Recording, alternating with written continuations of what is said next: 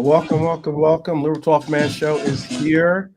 We are about to get into some ratings, get into some conversation to try to get into a little bit of dialogue to go along with this pretty good weekend, I would say. Pretty good weekend. Lots of good results for us. And hey, I don't think many of us should be complaining considering that, we saw some of the teams that are chasing, or at least a team that is trying to chase, really go the part or play the part. Respect to United. They kind of found their way into the game. Respect to Arsenal, I guess, in that they kind of played. They allowed for them to play. They allowed for their opponents to play into it. So yes, so the learners, as we like to say, or we used to like to say, are falling apart. So let it happen. Let it happen. And also, we've got myself. We've got also JK here. We might have a couple others joining us. But most importantly, it's you in the chat that are here with us too. So it is what it is. Let's see. What should we talk about first, JK? I mean, there's a lot to get into. It's just a real question of like, do we take the opportunity to gloat right now, or do we, do we take the humble track and kind of just, do our thing that way? It's a weird position. It's a weird place that we are in right now. That but it's nice that we got the choices, Yeah, exactly. But I'm keeping it humble, bro. I think that's the way us fans are, Liverpool fans. We let our team do the talking. And I think them 15 points gap does the talking for us guys. So we don't need to argue with no Arsenal fan, no City fan, no United fan, nothing. Yeah. And I will admit, that game, the way they came out in that United game, we're gonna get into obviously Southampton, but the way that the United came out in that game, because obviously the reason why I'm just starting with this conversation is that United, Arsenal, obviously Arsenal's the team that's trying to chase us down. We stood before this game. We scored 16 points, albeit they have, I think, 2 games now, 1 game in hand to make up against us. And it was a placement where it's a place where whoops, I meant to hit the wrong button there. It's a place where it feels good to be, I guess you could say. How else can you put it? Yeah. Like, you can sit back, you can kind of like play with house money. You're watching this game. When all I was hoping for in this game, or Manchester United game at least, was I wanted to see Manchester United score, which is you'll probably never really hear me say that too often, but I wanted to see them score because I knew that Arsenal was going to score against them. There was no way Arsenal wasn't going to score at least 1 goal against them, because Manchester United, other than Bruno, they are a explicit word, show. Yeah, but I feel United in big emoji games. Show. How about that? They seem to do okay in big games. It's weird, their mentality. Against poor sides, they get done. But against the big teams, they sort of step it up a little bit. Like the beat City away, got a point at Anfield. And I just feel maybe Almiron, given time and stuff, he might be able to sort that team out. But for me, I think second half they played, and it hurts me saying this, I think they played better than Arsenal. And I just feel they should have won that game at the end. They should have. Rasmus, it would have been Bruno again. It would have been Bruno stepping up and getting a result for them again, considering he was great. It was a really well taken penalty or direct kick. And it was an opportunity at his feet, and all credit due. Raya made a great save. He made a really great save. Good goalkeeper he is. Yeah. He Don't does say well. that too loud. Don't say that too loud or too often. But you know what? We're not haters, bro. I can imagine some Arsenal and United fans saying Salah's not great. I've heard them actually. I've heard some of them say, "Oh, he's all right." This, that, and the other, and that. I'm like, come on, man.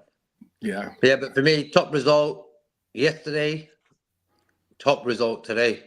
You can ask for anything better. Yeah. We've got Brian in the house. Big up. The Irishman's here, people. Yeah, you unmuted. No, I'm not. Okay. Yeah, how's it going? Good. Good, man.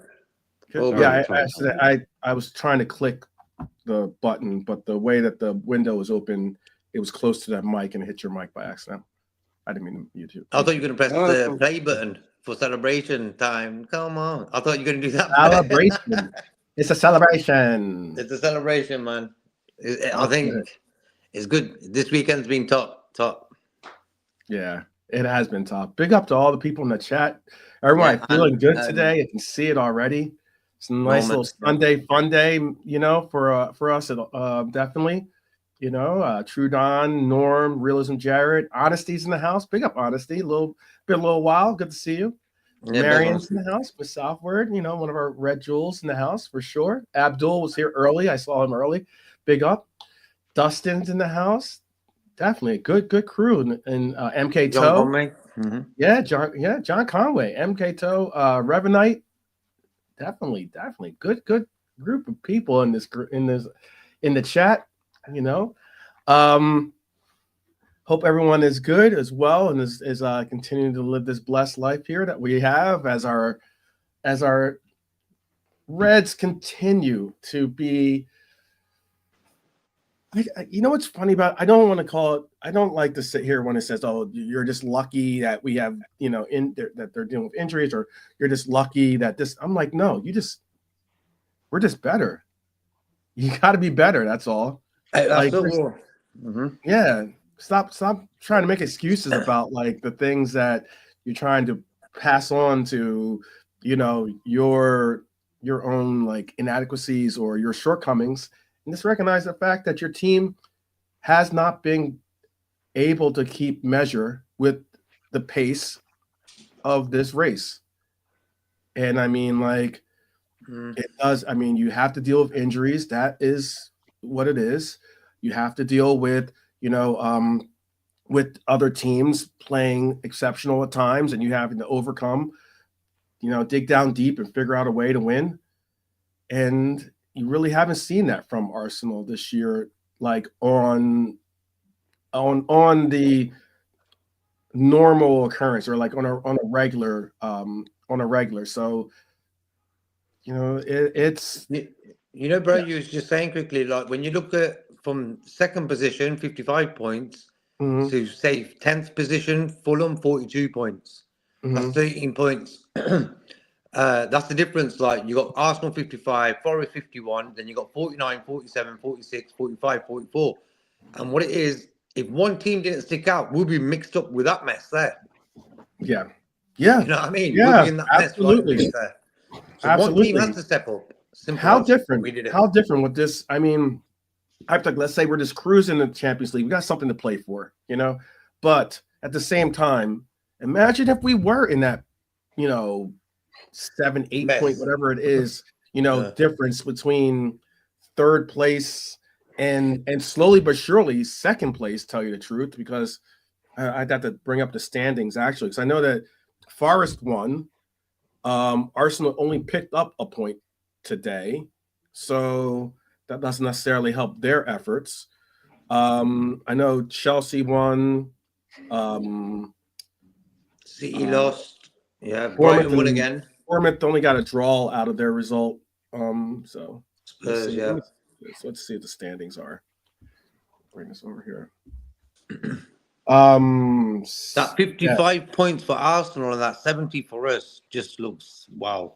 Yeah, it looks good. It looks good. Basically, between second and ninth place is 11 points. Basically, yeah. So you could possibly have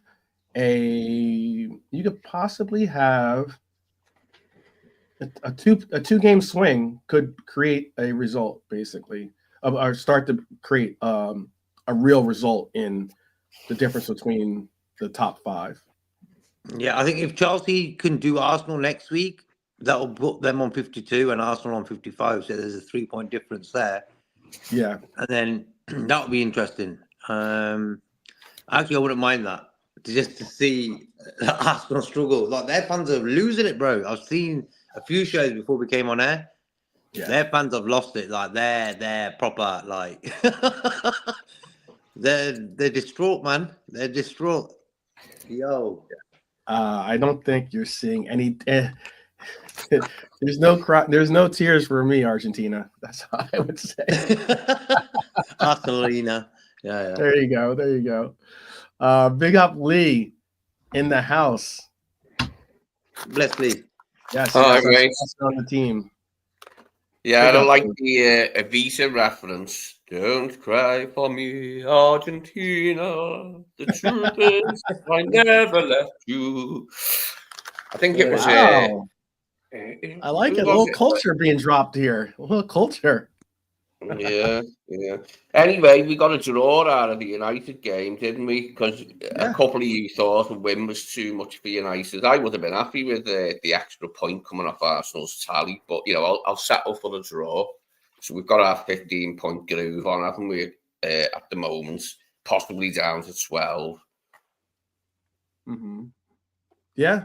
We were just talking about the result. We were talking about how we definitely enjoy the fact that we are just kind of, doing our walk. Mm-hmm. Strolling. Just doing our stroll, getting our stroll on.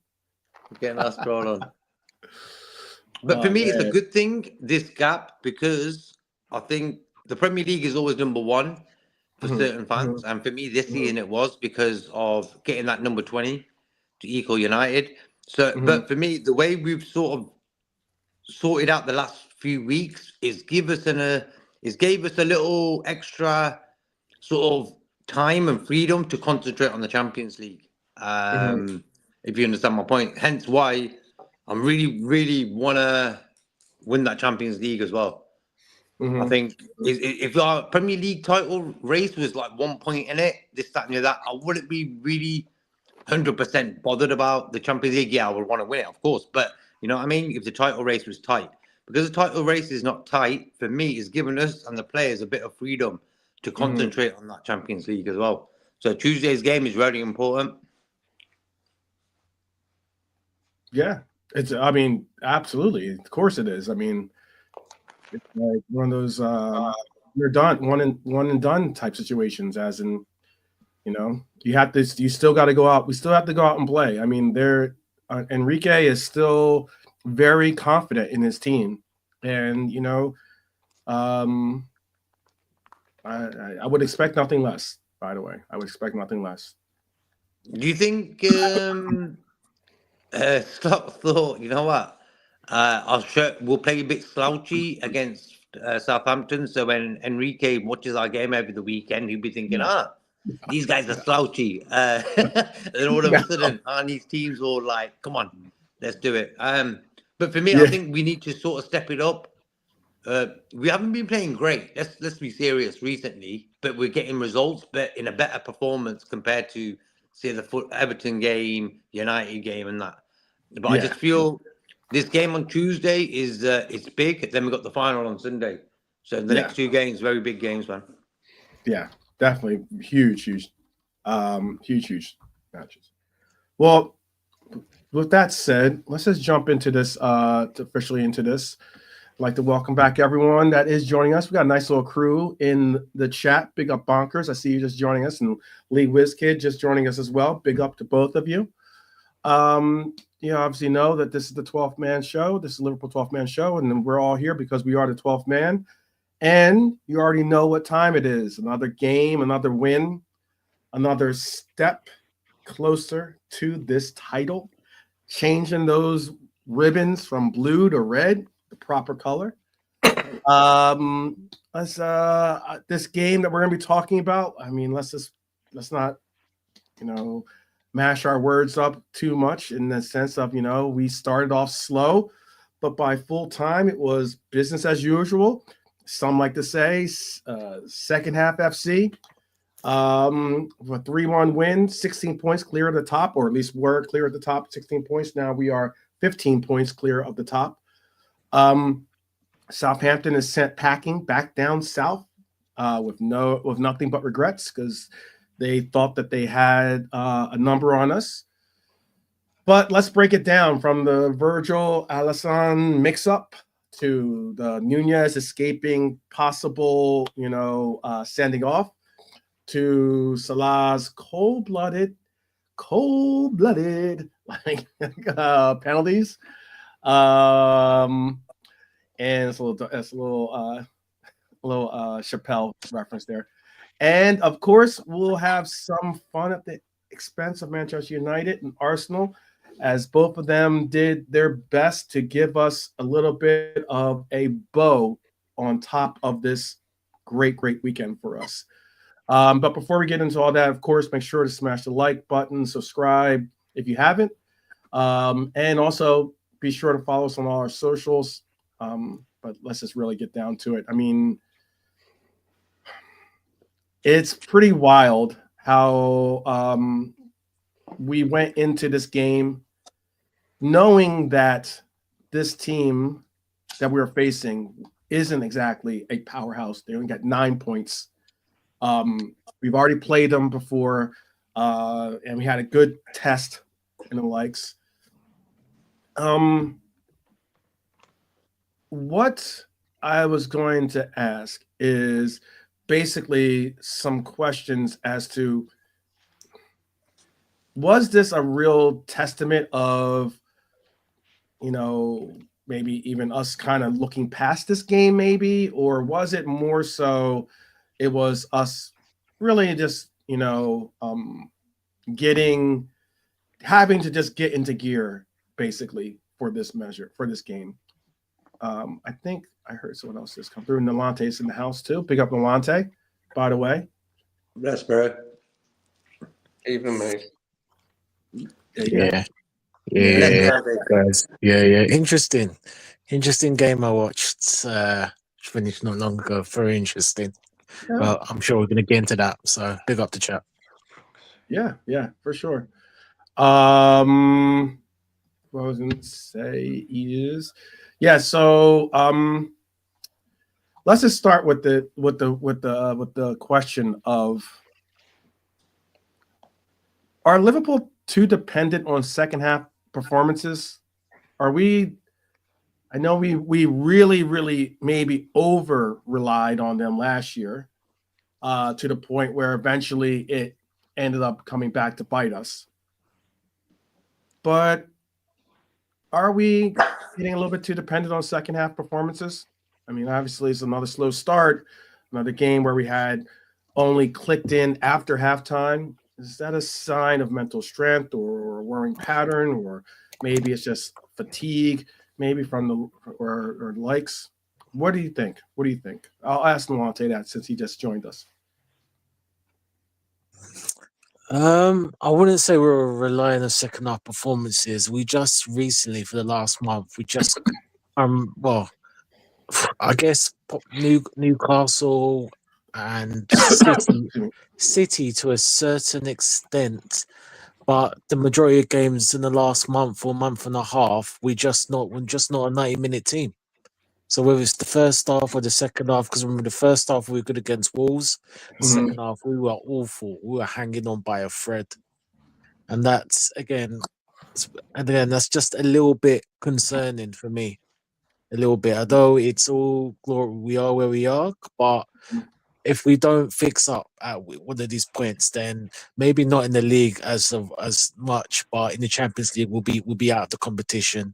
And that's something I think Arnie needs to speak to the boys and sort out, whether it's players, whether it's mentality, whether it's Brian's favorite word, rotation. Whatever it is, it just needs to be sorted, and I hope they can sort that out. Because in the Champions League, it could cost us regarding that. So yeah.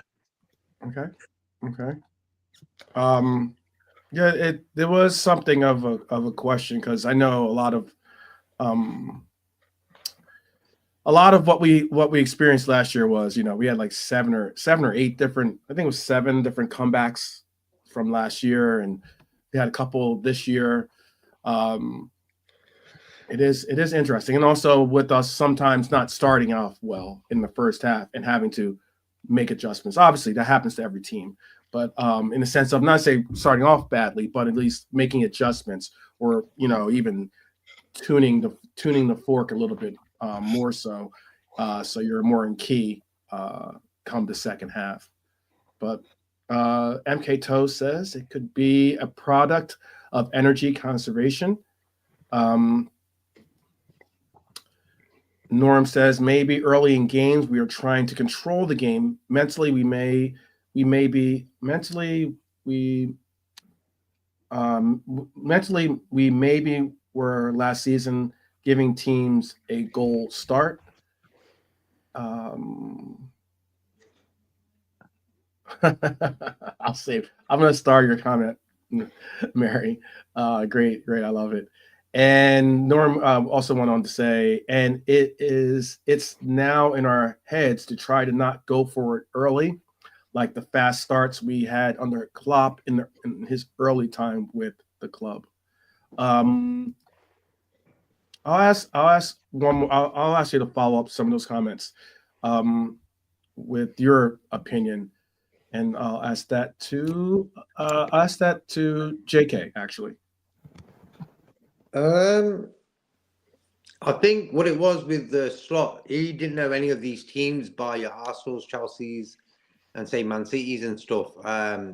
Your Bournemouths and Ipswich's, he don't really know nothing about these teams. So what he's done is every game he's played against them in the start of the season, he sort of studied them. Then at half time, he's sort of fixed it in his head. Okay, these guys are like this, and this. Told the players, let's play it like this now. Hence why we won a lot of games in the second half. I think that's probably one reason. Also, what MK Toe said about the energy, conserving energy. I think the way he knows we've got a big game on Tuesday. So he's not telling the guys to go full throttle against Southampton. Like that first half yesterday was neutral, in the gear sticks, neutral or the first gear, just about it. And hence why I didn't really take that first half serious. I just think Slot was telling the guys, hey, listen, don't break a sweat and conserve your energy. If need be, step it up second half, and we had to step it up second half. But for me, I think it's just Slot being cautious because he don't really know the teams as much as he wants to, for example. Okay. Interesting. Okay. We're talking about us starting off not only slowly, but obviously falling behind in that game. I'm going to ask Brian and lead this question. Van Dijk and Alisson's horror show moment, I guess you could call it. Is there someone to possibly put the blame on for the mix-up? Or was it just, was there a foul for you in that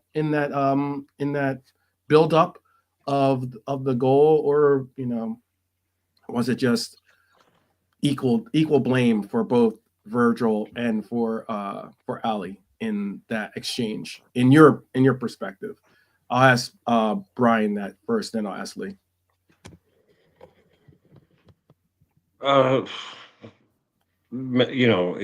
It was there for Virgil to clear it. Really, he was doing. Ali can kind of only save it,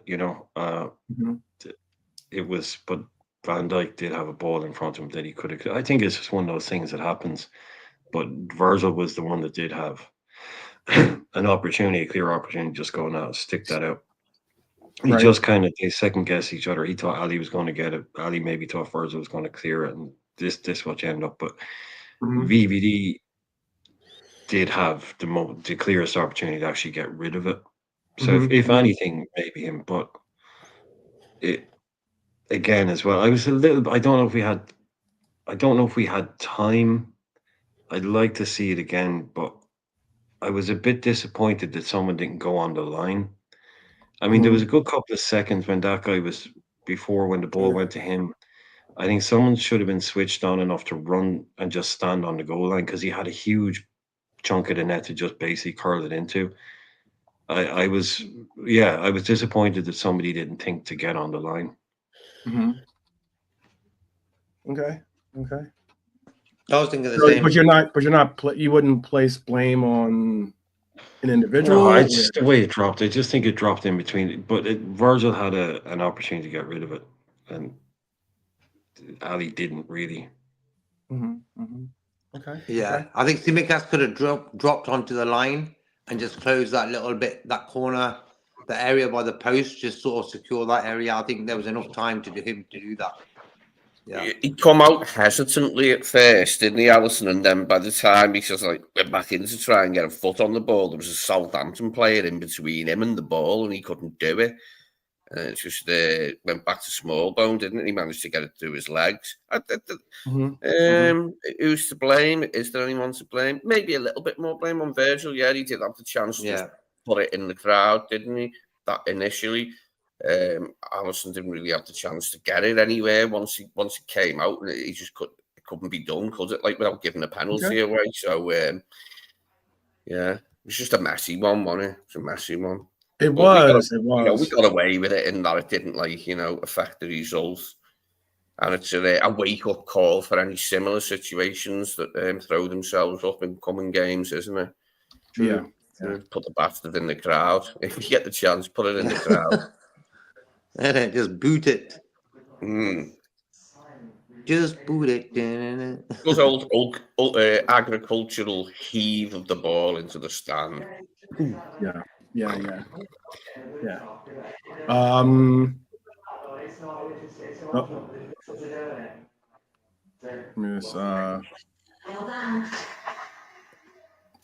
Let JK take care of his business.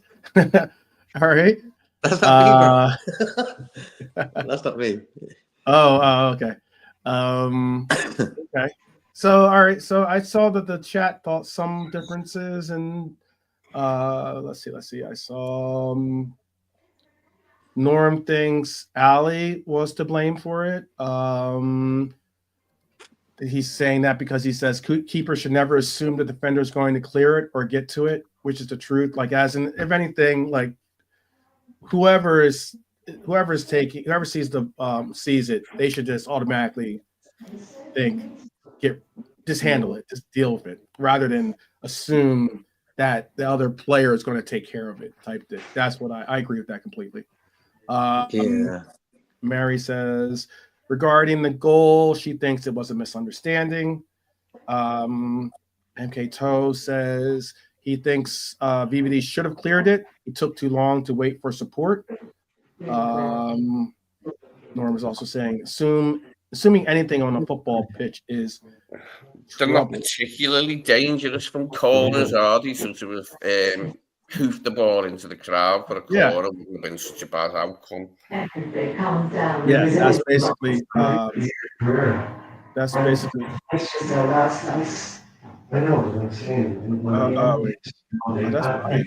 That's Brian. Oh, okay. It sounded like a train. But like for me, in football, you got to stick to the old school rules. If in doubt, kick it out. Yeah. Like old school. Sunday league. Kick it out, bro. I think there was a time where Virgil had the time to decide to think, you know what, Alisson's not going to get this. I should just kick it. But I think it was just like a split second decision. What he did he sort of thought, you know what, I leave it for Alisson or I boot it? And what he did, he left it for Alisson. Where I think there was time there for him to just boot it. Yeah, even the most cultured, calm and collected centre-half has to just boot it as far as away from the danger area as he can sometimes. Like, it's just part of the game, isn't it? Whether you're Virgil or Paolo Maldini or whoever, you've just got to hoof it sometimes. Yeah, just hoof it. It's not a biggie for me anyway. Like, all right, we can see that. And I just hope that it just warns us if we have similar situations in coming games, like... Do you think because it was his old team, he thought, I'll give you a little present? Maybe he felt a little bit of generosity and spirit towards his old club. Yeah. I'll give you a little head start. That's what I'm giving you. They were the We'll score three wonderful after. club that precipitated his move to Anfield. Without Southampton, he wouldn't be here, would he?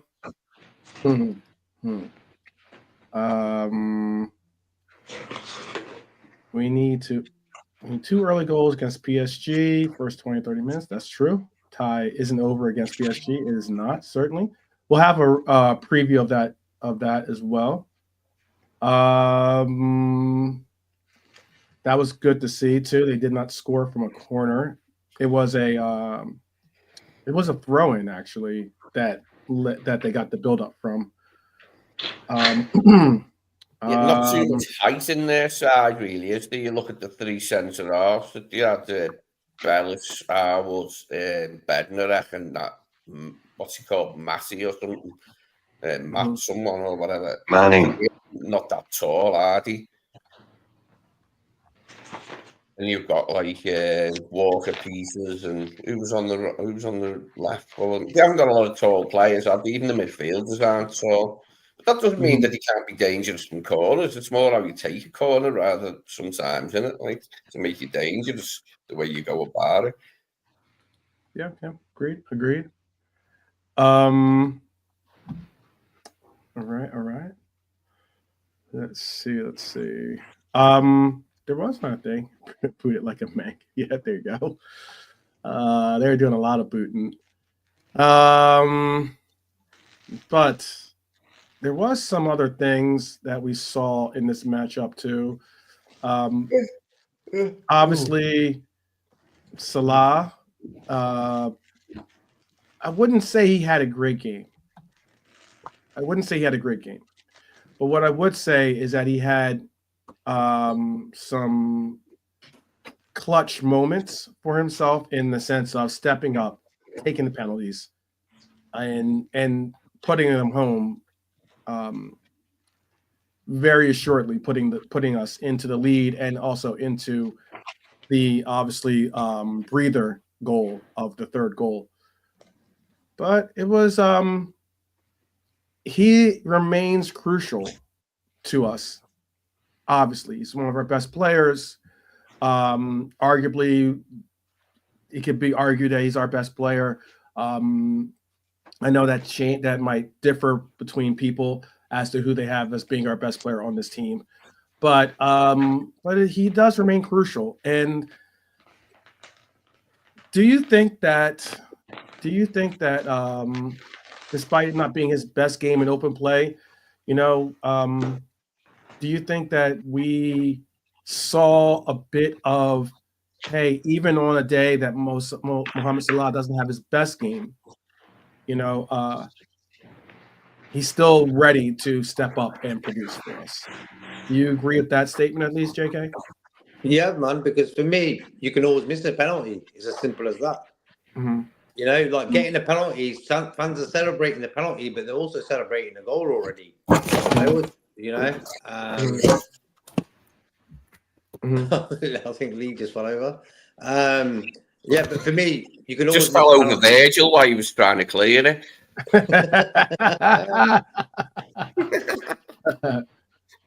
That's why for me, Salah, bro, 2 penalties, 2 goals. Like, what else can you say about him? Like, sometimes like the amount of energy and effort he's put in already this season, I'm not going to ever get critical of that guy. Like, I can't get critical of him. Like, there's an element of respect for a guy who's done what he's doing right now all season. Like, for me, he don't really need criticizing. Why? He's the best player in the world right now. So for me, he's going to have quiet games. He burns a lot of energy. This guy gets marked by 2 guys a game sometimes. And he's going to have moments in games or phases in the season where he's not going to be so effective as he normally is. And you're going to expect that. But yesterday, bro, we weren't involved in the game, really. But when we needed him, he came and scored 2 penalties. And I always say that penalties can also be missed. So fair play to Salah. He got us to 3 points with Darwin together. Yeah. Understood. How about for you, Lee? Ice in his veins, still steps up. Yeah, they were good pens, weren't they? Yeah. I use that let me ask you this, Lee. I'm sorry. Let me ask you this, Lee. Do you think that Salah's not only confidence, obviously, but do you think that there is a noted difference in his pens from, let's say, last year to this year?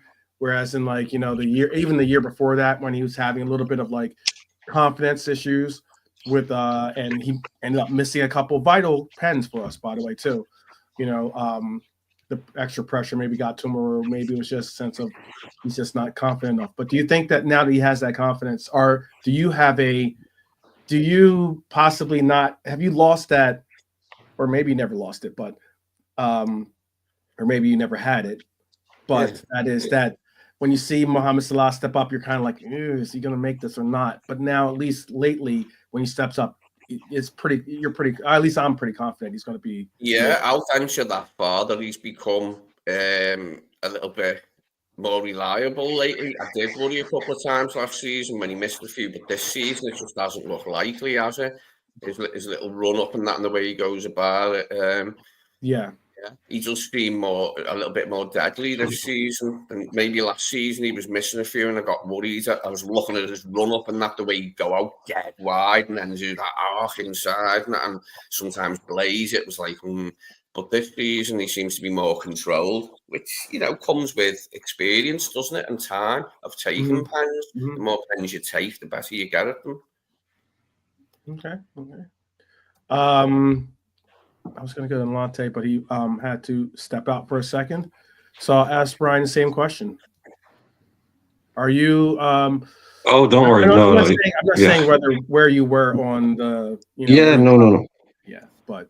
Yeah, no, You kind of asked it and answered it all yourselves. I think in what you said. So, I didn't really have. I think you're right. He has improved a bit of late. Because they were excellent pens yesterday. There was no doubt, was there, with either of them. Go ahead, Brian. Just on the game, he had a 6 out of 10 game. He scored 2 penalties, but other than that, he had a 6 out of 10 game. And he's done that before. He's never always like this season. I've no problem with anything he's doing. Like he can't be that like Mo Salah every single game. It's got a couple other people on the pitch. I would have believed or would have thought that or hoped they could step up. And even then, when he's not having his best games, he's your man that you can go to. Like you say, that there's probably other guys. I mean, McAllister's a great penalty taker, but really at this stage now, that is what you need. And there is a lot of confidence. I think the commentator on the one I saw, I saw his last penalty, and he was saying, "Oh, he'll just go down the middle with this one." He was kind of saying he's not going to risk this one. He's just going to take this one, kind of, the what they call the percentage ball. He's just going to stick it down the middle around point. He just takes it straight into the opposite side. He's like, "Okay, shows you what I know." Yeah, So the he went left corner confidence last time. Left corner. The confidence to go top corner like that. Yeah. And look, while you've got it, really, it's like in golf sometimes. If you're having a good round, you'll go for that shot. You'll go for the hole. You'll go for the green. Rather, if you're not having a good one, you'll lay up maybe and just give yourself a short shot in because you're not swinging that well. When you are swinging well, you may as well go for the green in two. You may as well try and get a. I like that. I get your analogy. That's a good golf analogy. I'm not even that avid of a golfer, but I get what you're saying. Yeah, just having that confidence when it's 4th and 3, you may as well go for it because that will only then keep your confidence up higher as well. Because you made it stuck in the top corner. And I think Ramsdale, I think they were saying he hasn't saved a penalty in something like 4 years. Oh wow, has it been that? Yeah, he wasn't. I think the guy said 2021 or something was the last time he saved a penalty, and he wasn't going to save any of those yesterday. So no, but I didn't know he was that bad. Yeah, it's pretty crappy. Especially for someone that he's all about the heroic saves and all that. It look like it's like he isn't a bad goalie or something. He ain't a bad goalie. He's okay. But I don't know how much did Arsenal pay for him. Big dough though. 30, 40. No, they. I don't know how much they Not paid that for him, much. but I know that they did make a little bit of the money back by getting rid of him. Yeah, but Raya for me is much better. Okay. I have 3 questions. I'm gonna ask each one of you an individual question. Okay. In the chat, please do interact with whatever the panelist says, and with your own opinions or your own takes, or and the likes, and we'll try to create a conversation from that there. Okay, so I'm going to ask the first question to. We'll start off with a big question. So we'll step up the Irishman for the big question. All right. And yeah. Well, Nalante, I wish Nalante was here for this question. Okay. I was trying to hold out, but we only have three questions. So, what I was going to ask is this. So, I did give. He said this is what Slot had to say. I didn't give them compliments at halftime. I can tell you, Slot saw the energy levels were far too low yesterday, and he didn't hesitate to change it. He asked, was this a message to the squad, or did he get it totally wrong in the first place? And he did come out and say that he got the lineup wrong. My question to Brian, does Slot make his point loud and clear with this halftime switch up as to, what did the one tomato say to the baby tomato? Catch up. So, did he basically say? That's a poor dad joke, but did he basically say, you know what, we can't have this measure? I'm speaking on the article, referencing the article I included in the chat. I don't know if you got a chance to read it or not. But him saying, like he noticed, for instance, Dominic Szoboszlai was normally he calls him the engine, like the machine, and he said yesterday that he was not so. He saw that he was like lacking a little bit here and there, so that's why he made the 3 substitutions at halftime. What are your yeah, that joke was in Pulp Fiction, by the way. Yeah. Uma Thurman. Mm-hmm. Yeah, he did. He came out and he said that Dom wasn't able to perform at the level, which was a bit of a surprise for him. But but to me, I was saying I think it was a big shout to somebody like Simicast, because there'd be no idea. There'd be no idea of, or there'd be no plan to give Robbo any minutes yesterday ahead of PSG. That would not have been the plan. So yeah, it was. I would like to think that if we put in a first half performance like that against PSG, when they're in nothing to lose mode with all their strikers on the pitch, we could be in big trouble by halftime. We could be 3-1 down. So I think it was, there need, like, at this point of the season, and you're a manager like that, the players are looking at the table the same way we're looking at the table. They're looking at that points gap, and it doesn't have to be on purpose and just be a subconscious drop off in their performance, in their whatever. And he needs to be, as a coach, needs to be able to spot those things and immediately nip them in the bud, which means like ripping people off at halftime, because this season is not over. And if there's any kind of complacency, because I think Salah was saying that he wanted it done early, because you can conserve energy, yes, but I don't agree. I don't think you can conserve energy we're going to sit here for the first half and not do anything. You can conserve energy by getting it done early. There's 2 ways to conserve energy. Not wait until the second half. I think getting it done early is what Salah was alluding to. He said he wanted it. He didn't want that to drag out like that. So, yeah, I think it was a message to the squad that any slacking off, any underperformance, you'll be changed. It'll be noted straight away and you'll be taken off because there's a PSG game, there's Champions League games.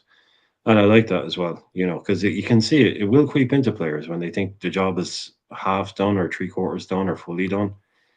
Just subconsciously, they don't run as much or they don't tackle as hard or they pull out one, bang, you're off the pitch.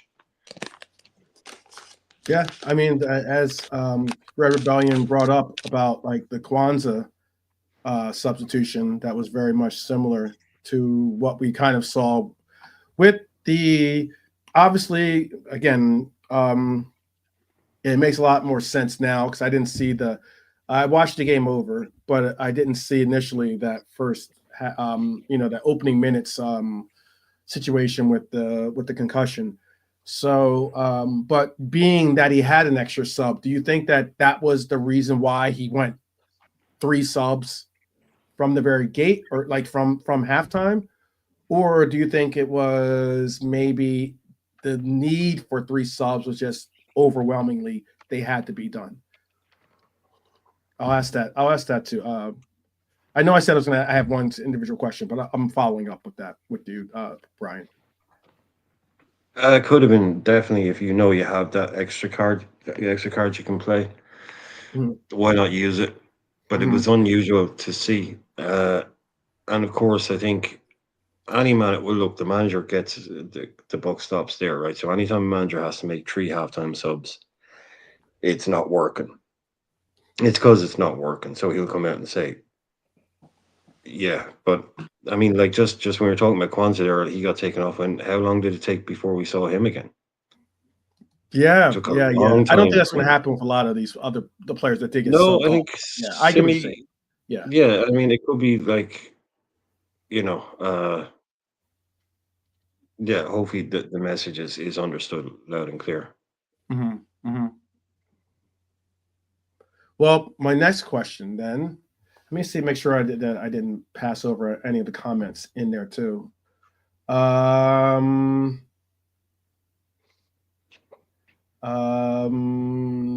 says he's not going to be two-faced. He was not convinced of Slot's appointment. He didn't like the fact but he does like the fact he admits when he gets stuff wrong, because when he does that, he is acknowledging he can and will improve as a manager. Agree with that completely. In the latter half, at least, I agree with that completely. Just because Smuslide was hooked after halftime means what?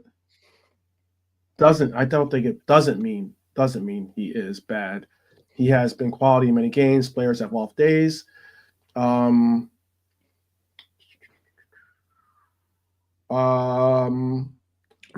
it was good. Search and avoid Keane. Let's see. That's another thing. I think I saw that everyone said about it though. Yeah. Okay. I was just wondering if that's like it was very notable though that you rarely do hear a coach come out and acknowledge that he got it wrong, which is what he did, and he I don't want to say called out Szoboszlai as to to say, oh, he's crap or he's this or he's that. He didn't do a Mourinho, but he did say, hey, you know what? I noticed I made a mistake in the lineup. I got the lineup wrong, but he made the correct adjustments at second half, and it was a tale of 2 halves. We looked much more lively, and we looked certainly more threatening in that second half. With that said, let's talk about one of the substitutions that did get on. This was I guess you could say it's the context for this question. And I'll be asking this of Lee. Slot admits he regrets not starting Elliott. Elliott came on, changed the game, and showed he can handle big moments with more demanding fixtures ahead. Does he deserve a bigger role? And my question is exactly that. Is it time that he gets possibly a start in the 11, especially considering he has not had a start in I don't think he's had a start in a Premier League game this year. Do you think it's coming time to kind of say, okay, let's start him for, I don't know, for Dominic, for instance, who was said that he didn't have the legs underneath him or something like that, or something. I know Curtis Jones is normally that replacement, but still all the same, Maybe it could be you putting in Elliott just for a change, just for a little adjustment to the team. What do you think, Lee? And tell us what you think in the chat too, by the way. Yeah, I thought he did good, didn't he, Harvey? It was a good appearance for him. We got the business done in the second half. Do you know what? I didn't see the whole of the second half because I looked for that link, Jay, for the full match, and they only give me the first half on that full replays thing. Full of bloody was not. Give me the first half, and then I typed in, could I have the second half, please? But I couldn't get it. Just give me the first half, like right up to 56 minute, like when Smallbone scored, and that was it. I was able to locate it in French and Russian, but I couldn't be asked listening to the commentary in French and Russian, so I admitted defeat. But anyway, what I did see, he did well, and people say he did well. So I'm in the Harvey done well camp tonight. Well done, Harvey. Do you think he should get a start here coming up? Not necessarily in the next game. I'm not saying against PSG or maybe even in the cup final. But what I am saying is when we get back to Premier League action, do you think he maybe needs a start in the league game? If I'm honest, if Cody Gakpo's back for the final, I doubt he'll even get on the pitch for the final, never mind starting. Ditto with PSG, really. Like, if Gakpo's fit, it's only really having Gakpo unavailable, like the forced slot's hand. And I'm not saying anything against Harvey, saying, he had to play. I'm glad he did, and I'm glad he got something out of him. But we won't be seeing him in the next 2 games, mate, if things are going well, will we? No way. Okay. Just seeing if anyone in the chat had an opinion on what you had to say, or even what had their own opinion on the question themselves. Like for me, I like Harvey Elliott when he comes on as sub. I feel he started games.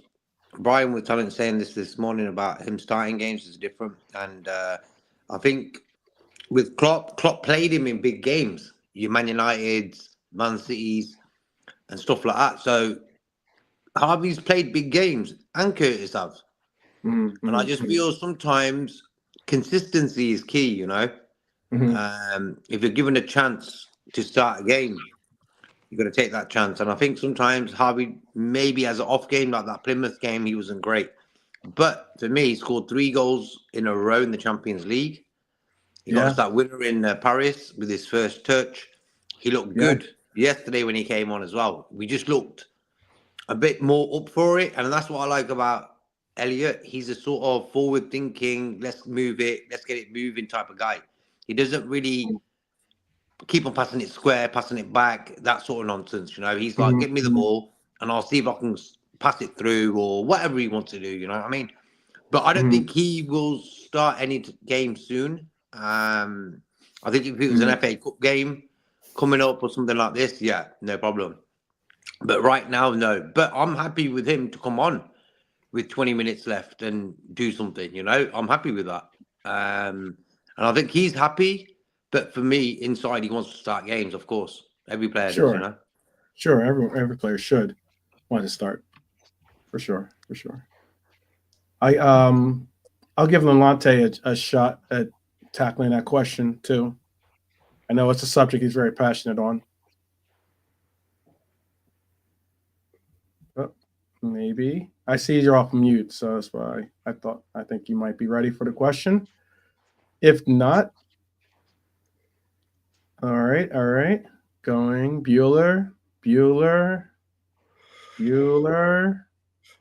Okay. Guess Ferris is not here. All right. Well. All right. Maybe Ferris and Alante are out in the Ferrari, tearing it up, I guess. All right. Well, I'll ask the third question then I had lined up, and this one was for you, JK. And this one is something that might even be a little bit 1 2 1 2 1 2 1 2. Yep. I was here. I was here. I was trying to. You couldn't hear me, no? No. At Okay. least I couldn't hear him. I don't know if Now anyone it else sound. could hear him. Okay. Well, Go that ahead, well, you can if you want to tackle that question before I move on to the next. You can. was it about Harvey whether he should start or not? Harvey, yeah, in an upcoming Premier League match, do you think that once we get back to Premier League action, do you think he should start, or is it too much maybe? Because we still do have to do work to get over the line. Arsenal certainly helping us by their form, but all the same, do we maybe bring him into the rotation or? The next league game will be the Merseyside derby, so it's a difficult one, isn't it?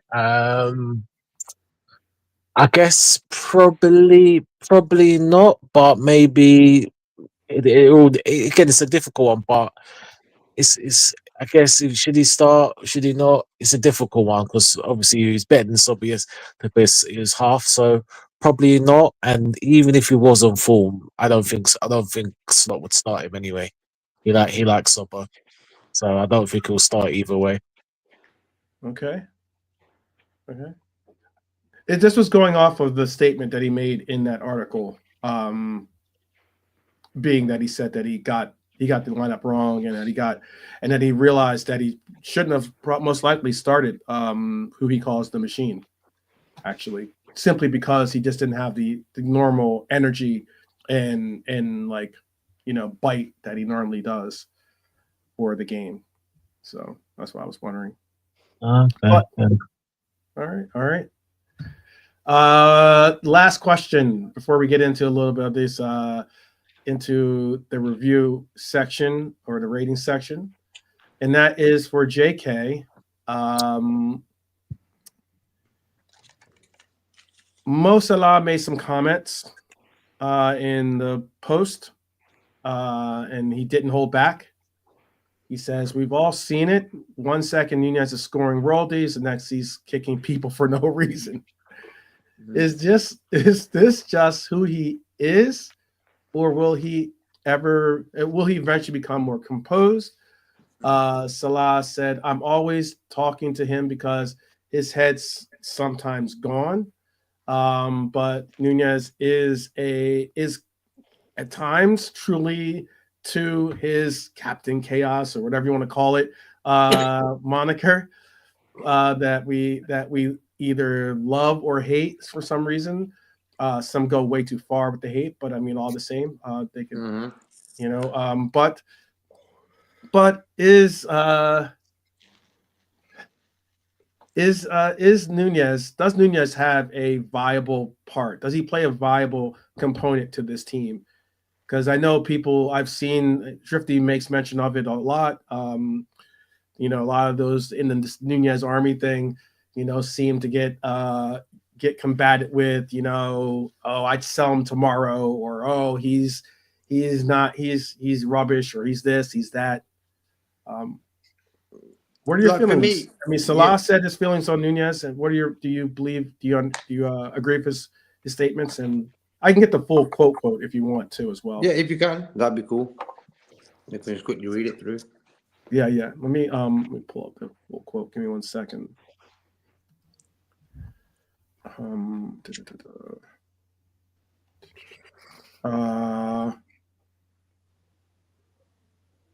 That's on her Harvey. It's Elliot. Hold on 1 second. Let me. I'll get it for you. Just give me 1 second. Yeah. But for me, Darwin won us that game yesterday. He won us the game against Brentford. That's just 6 points by himself, in what I can remember anyway. And you can love him or hate him. He's a Liverpool player right now, and there's no need to really say anything to any of our players, because I think Darwin knows before us guys that he should be scoring another 15 goals on what he's already scored in the Premier League, for example, this season. Not enough game time, consistent game time, playing 6-7 games after each other. But I think the way Darwin, I like Darwin a lot. I just like his demeanor. I just like the way the guy is. A lot of people don't like him, bro. But for me, he will give 100%. But a few games where he's really drifted, like that first half yesterday. Come on. That was pantomime. But the second half was, within 5 minutes, he turned that game.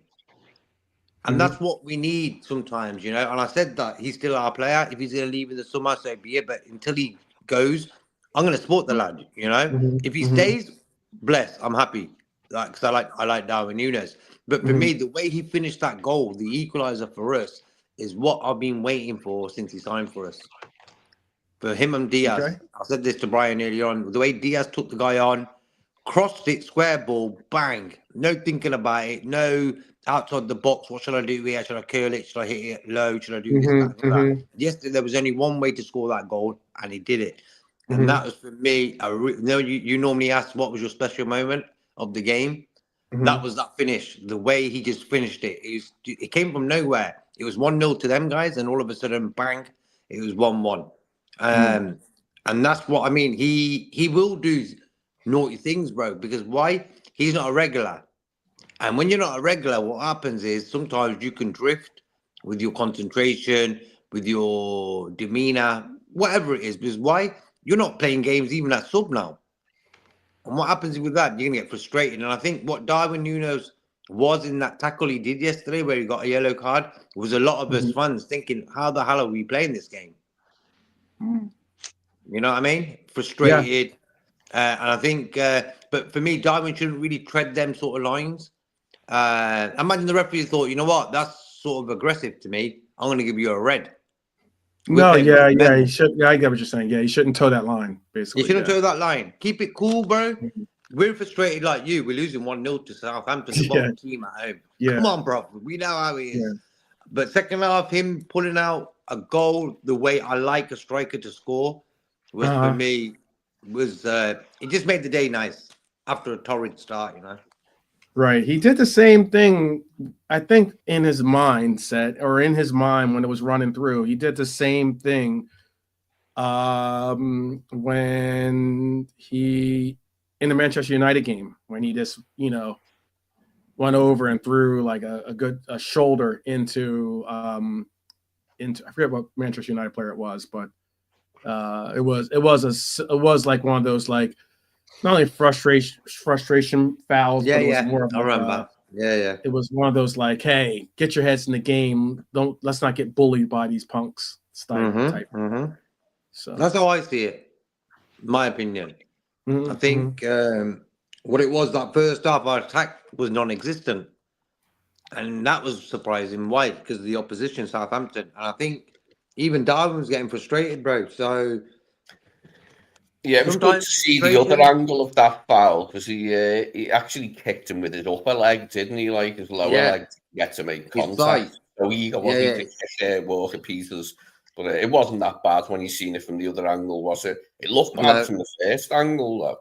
It's like, what's he up to here? So what you're saying is, Lee, he missed. Yeah, he missed, yeah. So he missed, bro. He missed. Thank God. He did miss. Thank God. Well, maybe who says is missing? Who says is missing can't be a positive. Benefit the team.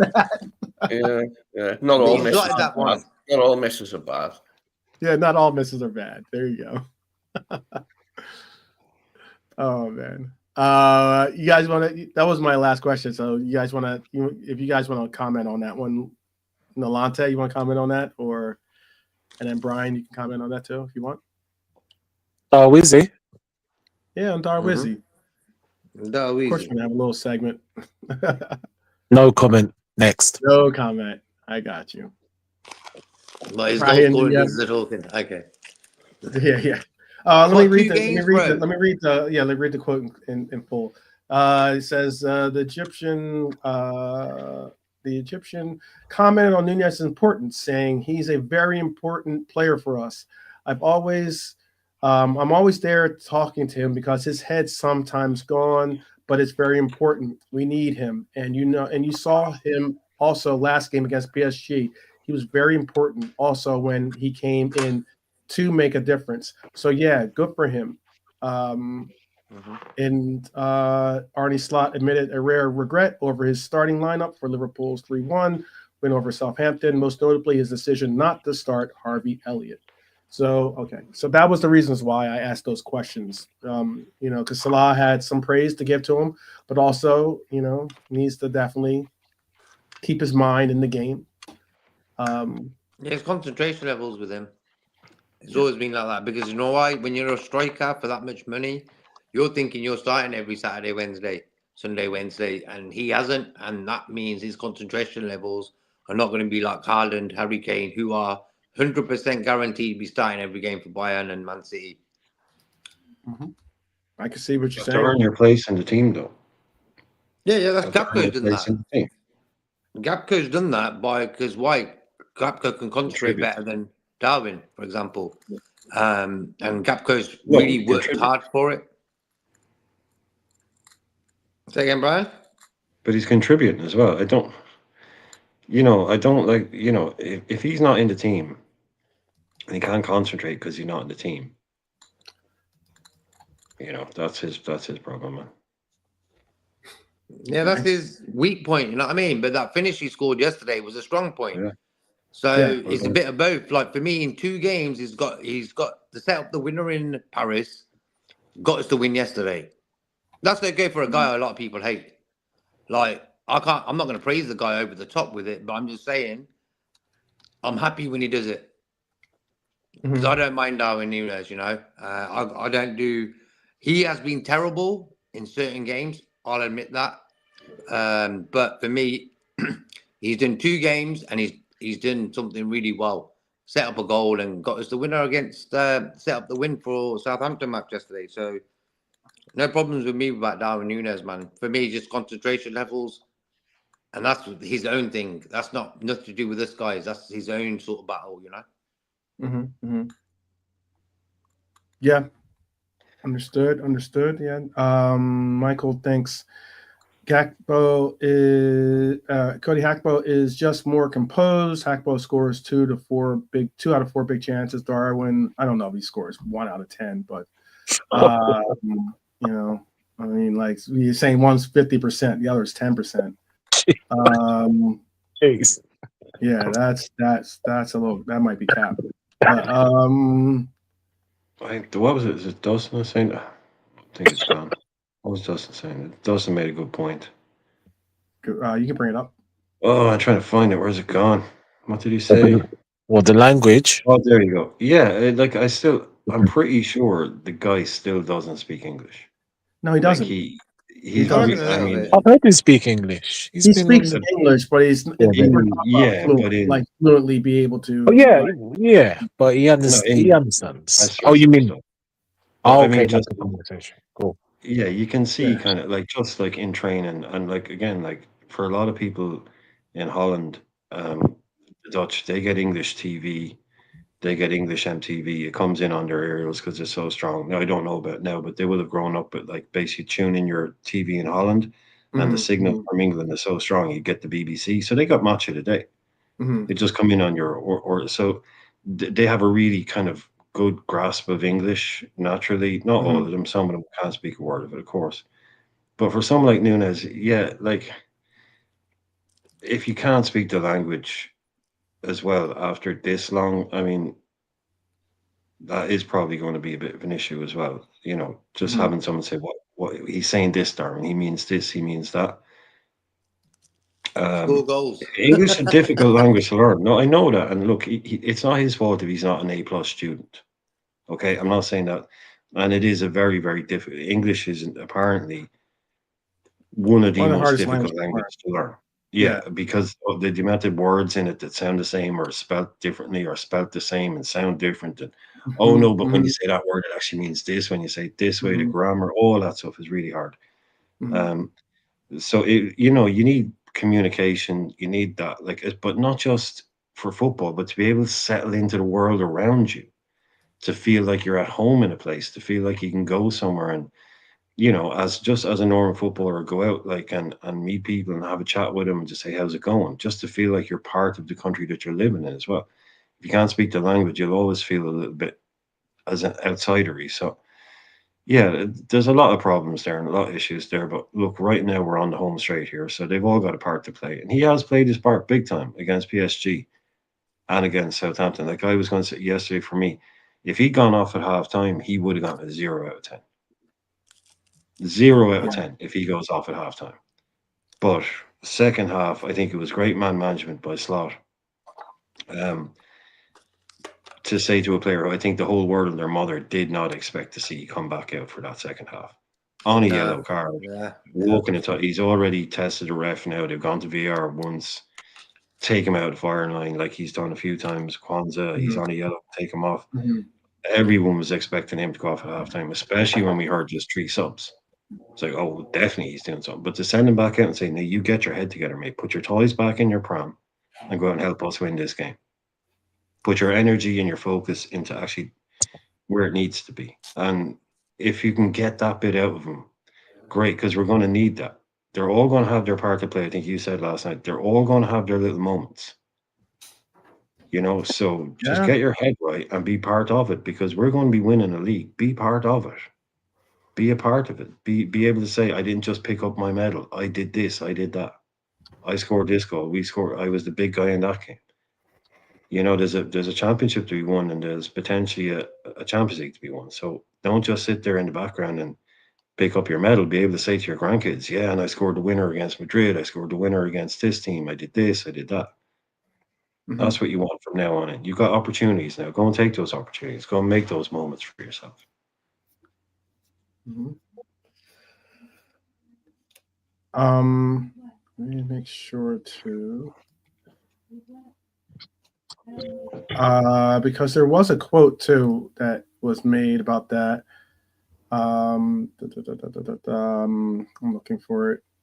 There was it was a part, like Slot said exactly that. He said about moments, like as in there's going to be particular opportunities for these players to have moments, and it's about capitalizing on those moments that is important for them to see them or have them feel like they're being not only a part of the team, but also being, just as Brian was alluding to, like contributing to the team's success, actually being a part of the actual progression of getting us over the line, whether it's for the cup final or whether it's for Champions League or whether it's for obviously this for the league in general. So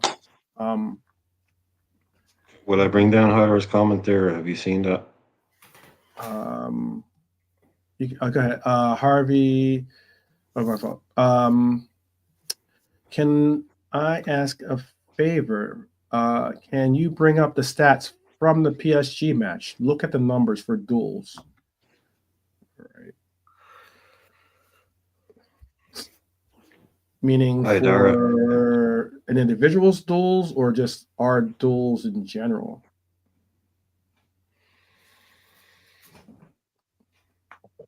This is what he's saying. He's saying our duels against PSG was absolutely abysmal. So he must mean kind of across the board. And then Nunez comes on and win that duel against Marquinhos. Oh, absolutely. Look, I mean, in that PSG game, they had 52 touches in our penalty area. We had 13. You know, that alone that's mad. You know, that is pretty mad. I'm looking for the duels though, just to get a reference of what he was saying. Okay, I got you.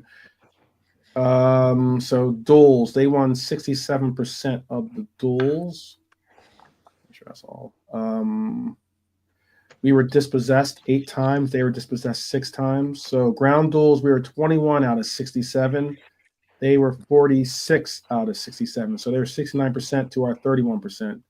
Aerial duels, 10 out of 16 for 63% for them, 38% for us, which was 6 out of 16. For dribbles, this is, I guess, dribbles 1. 19 out of 27 for them, which is 70%. For us was 4 out of 16. 4 out of 16. Yeah.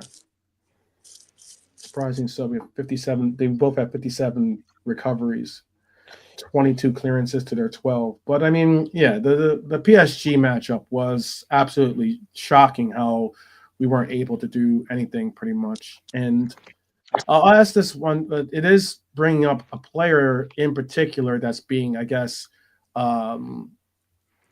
looked at as being or having people not necessarily be able to. How's the best way to put it? Like, I don't want to say his credit is being questioned right now at this point, and that is Diego. I don't know what's up with Diego. Diego certainly hasn't been the dynamic player that we've all come accustomed to. Is this? Do you think this is just a down, like a down informed spot for Diego, and he'll eventually find his form, he'll bounce back up? Is this solely related to him like not being able to maybe find that step or from his injury?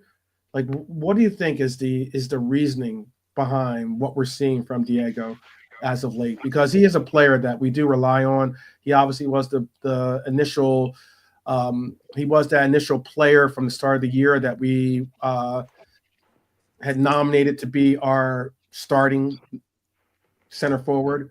But where is Diego's, and as where is his place on this team currently, and why do you think he's kind of fallen on a little bit of hard times or a difficult form? I'll ask that of Lee, actually.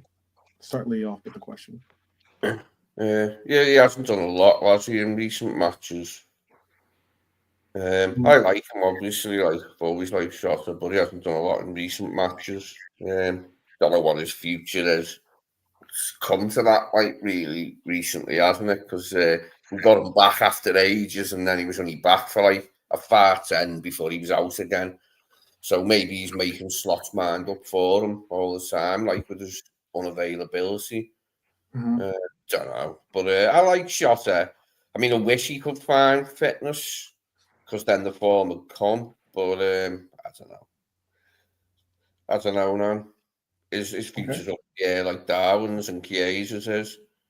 And that's a lot of forwards to replace in one go. That is. It's a lot of, definitely. Forwards to change in one go, yeah. So we'll have to get it right if they do all go. Yeah, I see it. MK Toast saying too many injuries. Michael's commenting on me saying Diego. I say Hata anyway. It's not the Hata bit, it's the Diego, but he's saying it's Diogo. Mm-hmm. I'm just looking at his injuries here. It's not catastrophic, but it is pretty consistent. You're just talking like this year with us, 17 days, 54 days, that's 16 games. Back to last year, 23 days, 52 days, that's 17 games.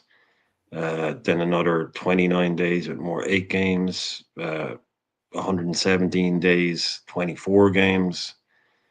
And then when he came in for us, 5 games, 4 games, 19 games. So that quick maths is 24, 28, 32, 37, 61, 69, 82, 86, 96. That's 100 games he's missed since he's joined us. That's probably within 1 or 2, but that's 100 games that he's missed, been unavailable for us, true injury. And muscle problems, muscle injury, hip injury, knee injury, muscle injury, calf injury, hamstring, ankle, foot, knee. He's had that to me is why you might be seeing, and the guy's 27 now. I mean, every time you get injured, it's harder to come back. Yeah. It takes a bit out of you. Your body, you can't keep breaking your body. That's a hell of a lot of different injuries. So maybe he just might. Patience this season's the first time it's cracked in with me. My patience has snapped a bit. My patience snapped with Ibu last season, but that's been corrected by by slots incoming. He's managed to work a charm with Ibu, but with Diogo, it just doesn't seem to be happening. So I have pretty much lost my patience this season with him, and think it would be the best thing to replace him. Yeah, 28, that kind of age, those injuries take their toll on everybody, Salah, these guys must be looking at Mo Salah going, what are you drinking in the morning, dude? You never get injured. And then you get these guys, it's just the way your body is. They go for a light run around the training pitch and they pull a calf muscle or something. He doesn't do bread, he doesn't do sugar. There's not a big secret to it on Jota's part. I don't think it's just that he's unfortunate. He's injury prone, and that's the he's lucky or unlucky. He's not like a large physical specimen or anything, and it's not the way he plays the game. It's just he gets injured a lot. I mean, we paid a lot of money for him, didn't we? Nalante, we paid what, 45 million for Jota? Big money. It was like 40-some million, Yeah, just under, yeah. It's a good signing, but a lot of fans at the time, I don't know if you remember, but I do a clamoring for Werner, and thank God we didn't get him. Oh God, thank God. Yeah, you're right about that completely. Yeah, there are a lot of Liverpool fans that wanted Werner. I didn't mind Jota. I was interested. And he's done well. But yeah, like you said, if Nunez and Jota goes, then we're gonna spend. I think again, it's hard to say, and I know it's the boring contract, but we're gonna spend some money this summer, I believe. Yeah, me too. 39.8 million. Yeah, just under 40. Yeah, we're gonna spend, and if Jota is added to that, then we're gonna get two. But one person who we're linked with, I don't want to see João Pedro at Liverpool. I don't want him. I don't want him. I'm sad too loud around Drifty. But for those reasons, for injury reasons, is it?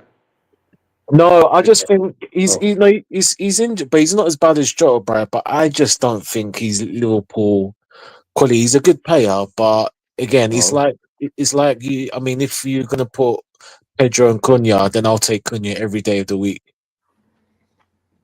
But again, we'll see. Asking me why not? Why Nalante? What? Why not? And João Pedro was good. That's what Michael thinks. Honestly, no. Look, João Pedro's good, but I just feel he's very hit and miss. He's a good player, but I just feel for Liverpool, nah. Is he going to be that guy that takes us to get into it's like we're gonna once we confirm a back-to-back league, maybe he's a squad player, maybe, yeah, but he's not a record. Look, you telling me I'll have Cunha has more ability to me João Pedro for me every day of the week, and look where he's at. He will score more goals and he will assist more than João Pedro. João Pedro's okay, but I've watched a lot of João Pedro.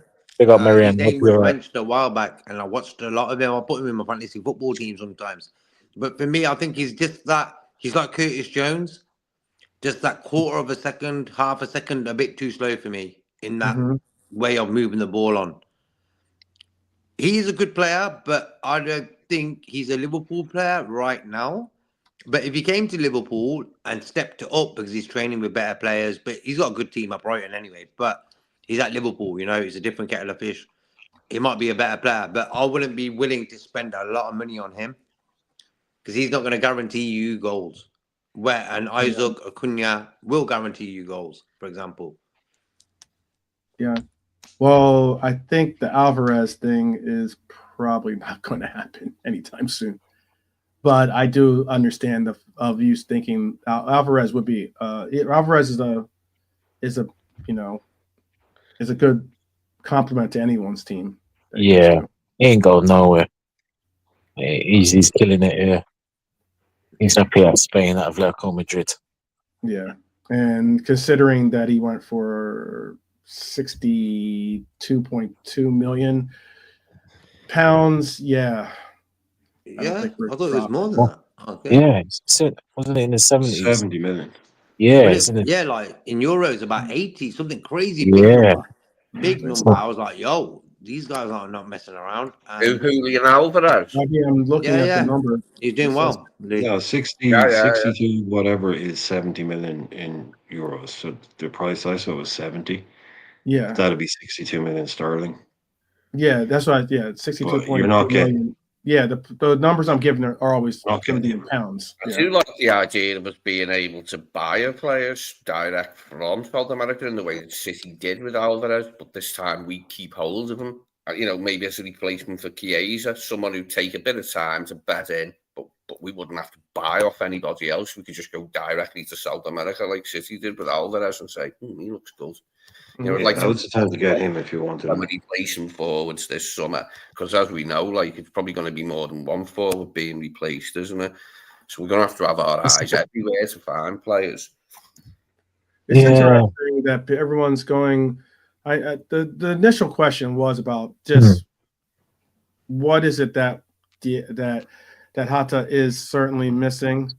That we, and when I say missing, is because we've seen it in his game before. He's been a fox in the box. He's been that player that's been able to, take on players occasionally. He'll be that player that has a incredible strike, precision, very clutch at times as well.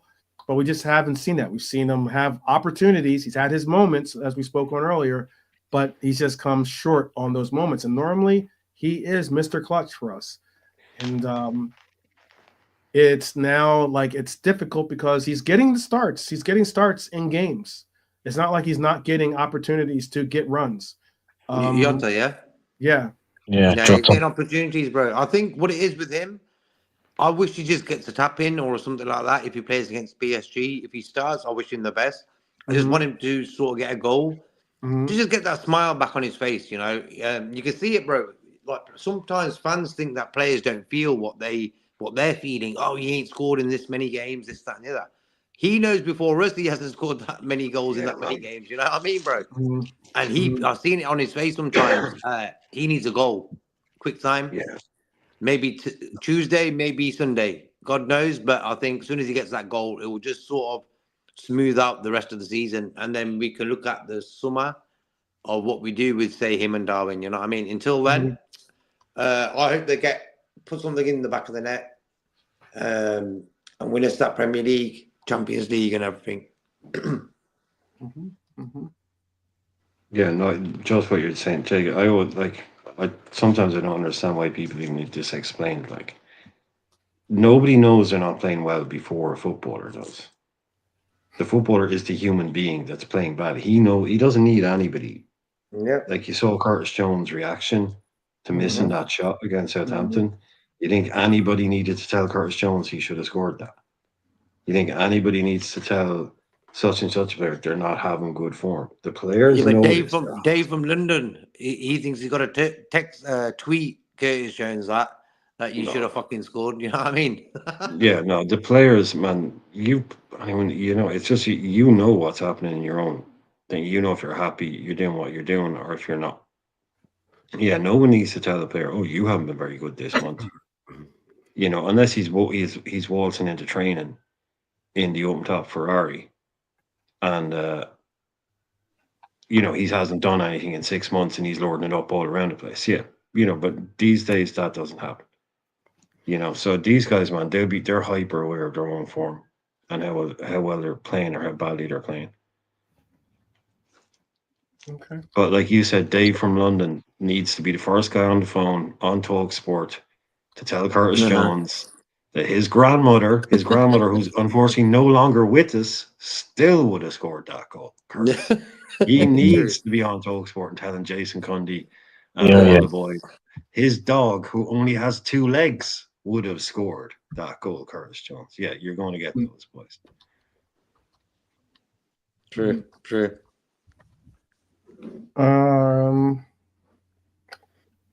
Let's see. You guys are talking about Sesko. You're talking about all these players. It's very interesting. Very interesting. Yeah, I've seen He a looks bit like of he's going to Arsenal. like That you get guy. a That round looks of like he's like going to be. European leagues or like European goals, and he looks a decent forward, Sesko.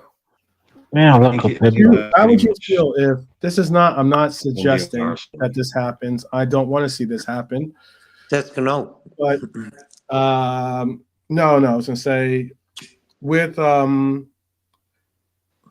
been talk about possibly Arsenal trying to get Hata from us. Would you Yeah, And we, what's- we got money back. like thumbs up or thumbs down that move if it were to actually be As something? long as he paid up, yeah, and if we wanted to offload, What and would be they your were willing price? to What would be pay your up, price? What would be your yeah, it price? doesn't bother me. What's your price? Yeah, but he's going to be 29 soon, and he's got that injury record. Surely we wouldn't be looking at getting more than like, I don't know, 30 million back for him, would we? Mm-hmm. But it's quite a big part of the fit. We pay 45, so we'd have lost like 15 million if we were able to recoup 30. That's the sort of figure I was thinking about for Jota. Mm-hmm.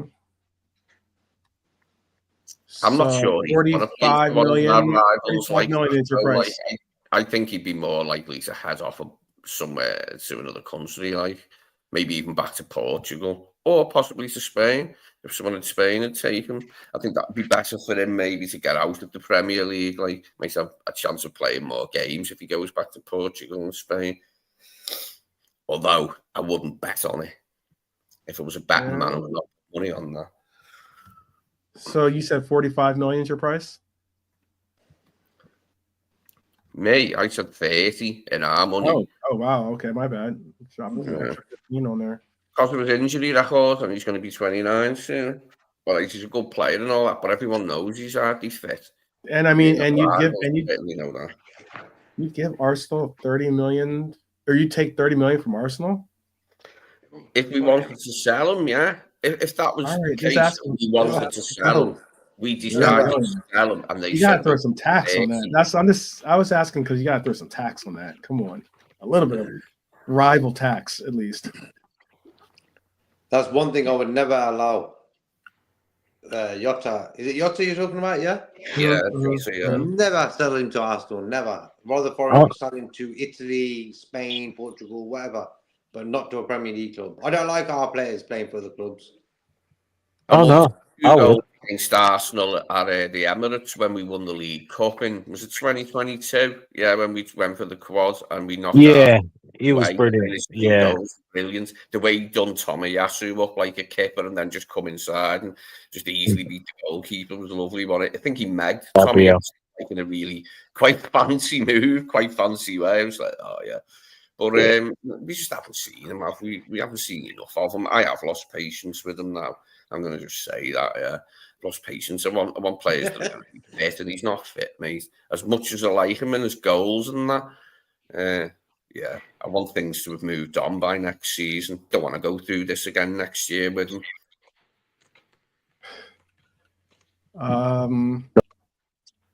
Yep. He did. I think something just happened to his internet, but just a question. Just a question. What will be your? So you're not doing it at all, JK. You said no price, no matter what.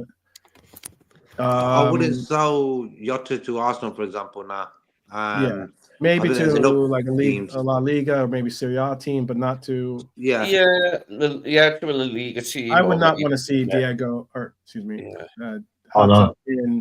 in the on another team that we'd have to face. I wouldn't want to see that, basically.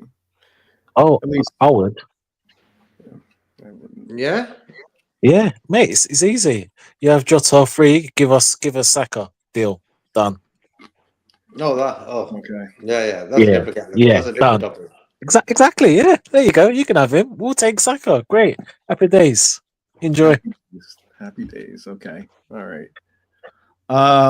Ryan, are you with the guys, or what, in saying no way, no how Arsenal, or are you with Lee, where you're just doing like Yeah, I heard the answers. Yeah. No, I don't give a shit. Crazy Eddie. I don't I don't know if you ever heard of Crazy Eddie. Crazy Eddie was this guy. Oh yeah, I've heard of him. Everything Yeah, must no, go. I don't give a shit. Go. If they come in with 40 million, bargain guy, yeah, everything must go. no, if they come in with 40 million Crazy Eddie. and he wants, yeah, if they come in with 40 million, he wants to go there, and fine, whatever. I think he's someone who, if he's here next summer, probably be his last season. It's just too many injuries, not reliable enough. And if Arsenal want to scupper their transfer budget and give us a big chunk of money for him, then I would happily see them. I don't care. We're winning leagues. We're doing what we do. There'll be people leaving. There'll be people coming and going. If they want to give us 40 million, fine. If I'm his agent, I'm saying maybe go and play in a less physical league. Something like that. You might prolong your career a little bit without having to go up against big, strong Premier League teams every week and getting kicked and knocked the way you do. But yeah, I'm fine if he wants to leave. Yeah, he put the tax on it, like Lee said. Yeah, 35 million quid. Thanks very much. You've played a part for us. We got most of our money back. You want to go and live in London? Happy days. Don't mind. Go and do your thing somewhere. For 35 million or something like that. That's most of our money back. I don't think we would get that back, but no, I can't see Arsenal. I think they are like just the Sesko thing. It looks like they're going to talk about Isak all summer, and they're going to buy Sesko. That's every time you see Sesko, it's all Arsenal. Yeah, so I think they have their money in the pot for him. They think they're going to get Isak. Isak would have to be insane to join Arsenal. Completely utterly insane. And they think they have a chance of getting him. They have no chance. He don't want to go. He wants to go to Liverpool. Yeah, I think he wants to go to a title winning team. He wants to go to Barcelona, Madrid, Liverpool, Bayern. He That's probably where he wants to go. He sees what we're doing here, and he likes the direction we're going in, and that's probably the reason why he would even push or even consider accepting a move to a team like us, despite our history. But I sort of agree with what Norman said about Isaac. Isaac is a good finisher, no doubt. But I just feel the way we sort of play with our front three and stuff, you could play Darwin on the left, you could play Jota on the left if you wanted to, if need be and stuff. Diaz can play either three of the positions, Gakpo maybe as well. So there's a lot of versatility, and Isaac's the out and out number 9. He just plays that middle striker. I'm not sure if we're going to go that way. So that's the only sort of side of it with the Isaac. Also, the price tag with Isaac is going to be hefty. But I think finishing wise, that guy can finish. He's also had injury problems and stuff. But for me, the main thing is what we do at the end of the season regarding Jota and Darwin. I'm keeping Diaz. I think he's like really important in certain games. But the other two guys, I could see being moved on. But for me, Jota injured too many times now. It's not just this season; it's happened quite a lot. Like Brian just ran through the figures, and you can just tell that guy don't stay fit at all season. No, it was quite sobering to hear the figures from Brian. Like 100 games, 100 games. I didn't know it was that bad. Wow, that's crazy. Well, can I just I've got two things to ask you guys, but I'll let you guys. I'm just gonna make something and then let you guys just go. And I was gonna just on the striker situation. I think what I'm seeing in the chat is people assuming that Slot wants to play with a false 9. Who told anyone that? Did Slot tell anyone that? Because and everyone's going about, and I've seen so chat about Isak. He don't play deep. Isak is a very intelligent striker. Yeah. He can, if needs be, he can play in the left if needs be. He's done it for Sociedad. He's a penny striker. Yeah, he's an out, but he's an intelligent guy. He can play all round. If you've seen games against Newcastle and Sociedad, he links up the play. He can go out wide. He stretches. Look what he's done to us. Look what he's done. I can't think of a striker. I didn't hear you speaking on. That's all. Oh, okay. No, that's fine. 12. No, No, I've just said. I'm just asking, who was it that you're talking on? Oh, The Isaac. player. Isaac. Isak. Yeah. Isaac 12. So, as Brian knows, so you can play on the left and right if he needs to be. He can go out. He can link up. He's the only striker, and again, someone like I got you guys in the panel or chat. Correct me if I'm wrong. Only striker I've seen VVD have a nightmare at St James's Park. Yeah. He was unplayable. You can go right, you can link up play, and he's a number 9. I'm a bit bored when people say we need a full. We don't need a false 9. Who says Slot? Arnie Slot. Who said that, Nunez? No, some people in the chat Then like just goes. assuming. I've heard people assuming that Swat wants to play for Holstein. Who told that? Who told you? Did Slot tell them that last season at final? Guess who? What did he play with? And that number 9. So I'm just a bit skeptical about this false like a Slot really wants to do that. No, if Jota was, Slot likes. Can I ask this question back to you? Oh, sorry. You want to? Okay. I can allow you to finish your point. I have a question to kind of get some context behind, but go ahead. Okay, Michael, you're saying no, Jota does not play the false 9. He just the player that links up the play. Where in the handbook does Jota play the false 9? Well, I think he's talking about considering how deep we've seen, and you've noted it. How deep we see Hata, or even how deep we see Nunez playing, and sometimes even there's people that have said Nunez is our best midfielder of the day on some occasions. Okay. He's playing in the midfield more than he is playing up front, so that's what. All right, let me debunk. I know I've heard this, and I'll give you some about this heat map stuff. Where has Slot said, "Oh, I've want Darwin Nunez to go back and trap back and be left back"? He's made it of his own accord. He hasn't said to.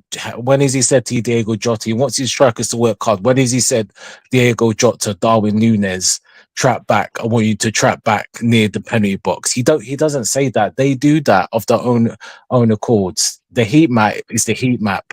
Sobers, if this person comes, if Sober is a number 10.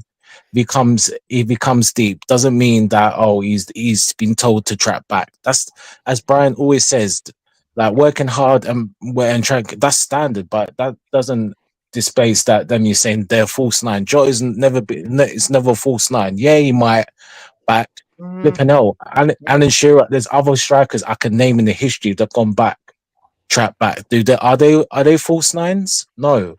But my whole point is this, just to end it, and I'll let you guys says the point. No one knows guarantees. He's played with an out number 9, and in the striker system, for me, it's very hard. If you're gonna let Nunez and Jota apart, I'm just saying, in an ideal world, if you say like a Lautaro Martinez, an Isaac, and Alvarez, who's not really an out number 9. All the other strikers, I mean, apart from we can name others, but they're out of reach. I'm telling things we could get. All the others have all got question marks. So it's an interesting summer in terms of the striker department. I'm going to get what the people are asking for. Just give me 1 second, people, and I will do that for you. Second. Because I understand what Nolante is saying, and I understand what the chat's saying as well. I do think that we do play with a more, if you want to call, I don't necessarily believe that it's a false 9, and that's where I will agree with Nolante, but I will say that why I'm saying it's not necessarily a false 9 is because I think it's a hybrid false 9. It's like, if you want to call it that, because it's not your atypical false 9, but there are things that our forwards do that are very false 9-ish, if you want to call it that, in my opinion. That's just my opinion, though. My read on it, basically, it's not that not saying I'm on this side, that side. All my readers, I think what Nolante is saying as well, is that all we've seen right now is what Slot does with the players that he inherited. Mm-hmm. And we wouldn't make an assumption that this is what he wants to do if he'd had 3 or 4 players that he brought in or he'd been able to change. That's really all. It's like I'm saying this is what he's doing right now with basically somebody else's team. Good team, not a bad team, but so I wouldn't base my assumptions that that's what he wants to do based on how he's using these players. I would say, let's see what our team looks like after he's brought in 3 players. Mhm. That's what I'd just say. I would judge more what he wants to do, or when he's had so he likes this guy and he wants to do this. Yeah, it's just he's a very good coach and a Brian, very good manager who's just he's taking the players he has at his disposal, and this is the best way. He's seen the best way to use the players he has at his disposal is how he's using these players now. I'm not going to say in 3 years' time that'll be our team could look quite different when he's had a couple of transfer windows and brought in a few different players.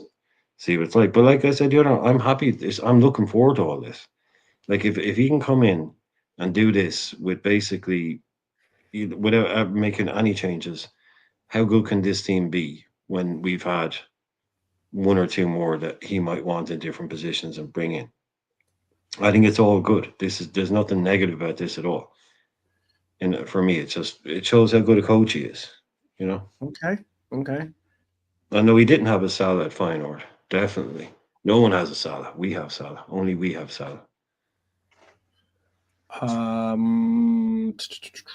Which game do you want me to bring up? I can bring different games up here.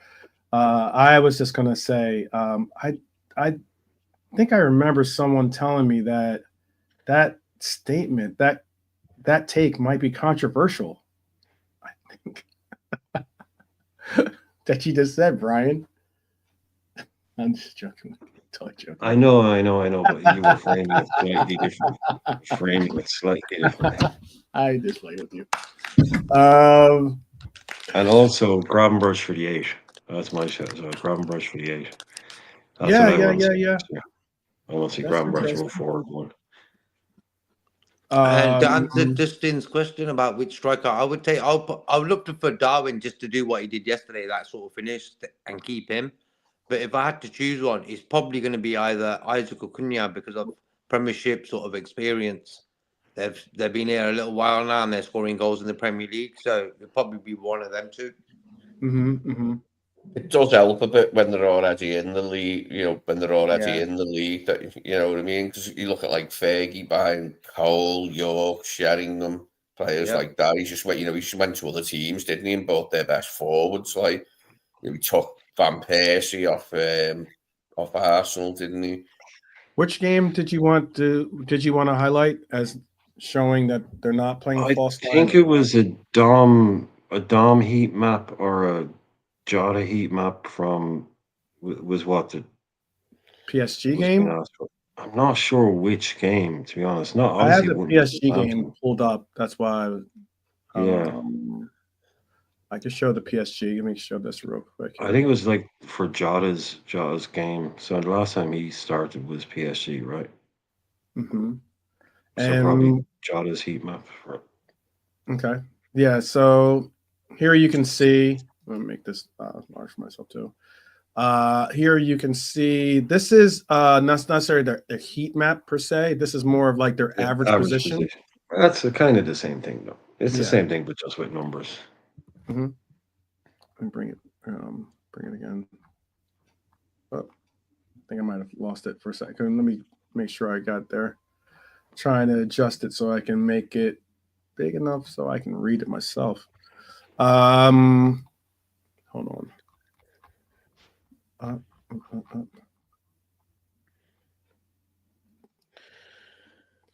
All right, so maybe it doesn't show me if it's too. Give me 1 second. Yeah, it's nice that PSG were able to rest all 11, wasn't it? We didn't have that luxury because our league's a little bit harder. Yeah, they rested some. I wouldn't say all of the players, KJ. Yeah, still played some of the players. Yeah, it wasn't all. But here it is. All right. But do you remember the lads they used to do that in Holland when like Ajax would have a game or something, they'd give them a weekend off. They literally just postpone their game. Oh yeah, yeah. They just say, "Oh, Ajax are fine," or they've got a quarter final in the Champions League. Yeah, you can have a weekend off. They do that for them.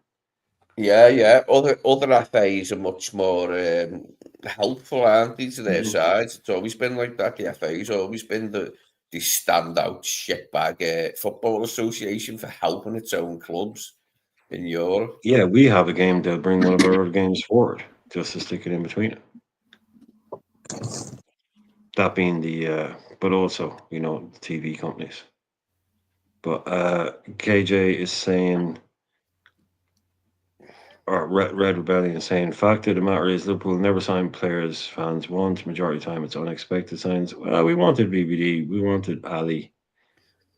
I think it's more 50-50. Yeah, because the ones we don't expect. I like the ones we don't expect. I remember back in the day, you'd wake up and, oh, God, we've gone and signed. Well, Mo came out of nowhere, but we had wanted Mo before and were denied by Chelsea, so we got our man in the end. Well, more Brendan, because Klopp wasn't his first choice, but he had to be convinced, which was good. Big up the board, Edwards and Dave. Is it Dave or Barry Hunter? Barry, that's it, Barry. Yeah, for convincing him otherwise. Fair play. Yeah, Norm was saying, remember when some fans wanted to pie over Firmino? Yeah, but in fairness, Norm, I hear what you're saying, but we have to factor in hindsight here. Nobody knew who Bobby Firmino was. Nobody. I mean, Hoffenheim, Brazilian guy who never played for Brazil. In fairness, nobody knew. And Depay, I think, Memphis Depay, if you put him in the right position, the right frame of mind, he's a great player. He just he's a bit of an idiot, went to the wrong club. But you watch him for Holland, as he's matured a bit. I think he's shown. But nobody knew who Bobby Firmino was. Right. Well, I'm just showing here. If you look here, this is the average position. You can see that Hatta is basically in that midfield, but that's pressed against. And you can see the difference when Darwin came into the game. He was certainly more progressively forward. Excuse me. Those shitehawks, Manchester City, circling around Julian Wirtz now. Last I heard, City are very keen on Wirtz if they're allowed to spend that money in the summer, which they probably will. Oh, he'll cost. He'll cost as much as Isaac, I'd say. Yeah, he's going to either, unfortunately, City or Bayern, one of the two. Unfortunately. Let's hope it's Bayern. Oh, he better not go to Bayern. Well, I don't want to go to either, but I mean, Bayern. Wirtz. Nah, dude, I want to see him play for Barca. Imagine a midfield with Pedri and Wirtz. And, oh, come on. Gavi. Oh my God. Jesus. Right, it's time to get the food out the pot called that. Yeah.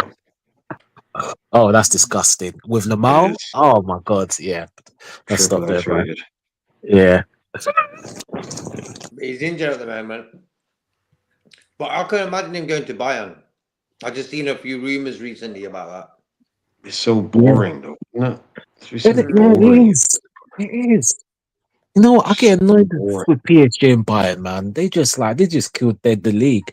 And even Cole, we want him. They're so rude. It's like coming to your house, knocking your door at 6 a.m. say, I want to come in. Why? It's because I want to. Yeah, I'll take that quote. Yeah, I'll take that, Yeah. I'll take your best trainers. I'll take your best trainers, by the way, and you've no choice. I've spoken to them already. They want to leave. Yeah. What? Yeah. Come on. Yeah, Musiala works. Musiala for me is the best German player. He's top. Oh, I've got some questions for you guys on the panel and chat in terms of players. Oh, but yeah, 12. I'll let you say your bit, and I'll say my bit to the panel and the chat. So, this is for Southampton. This isn't necessarily showing. Actually, no, it probably is first half. You can still see Darwin is packed into that middle of the pitch. And then this shows the substitutions. You can see Diego actually very, very far forward, considering, but we were pressing and pushing for an equalizer and for a actual go-ahead goal, or at least not necessarily equalizer, go-ahead goal by that at that point when Diego actually got involved. But yeah, that is where that's showing that I can show you the heat map for the players as well. I'll show you what Darwin was doing yesterday. So this is his heat map. He was a little bit you can see he's all over the pitch basically. Oh no, that shows like a very good impression of what he did in the game. Diego shows his heat map as well. He was sparsely. He didn't get that much playing time though. He only had like 22 minutes worth of playing time. That's all I was going to bring up. What was? Oh, hopefully you can still hear us. Let me make sure.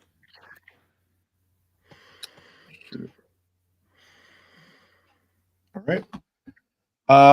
So what was your what was it you wanted to bring up, Nolante?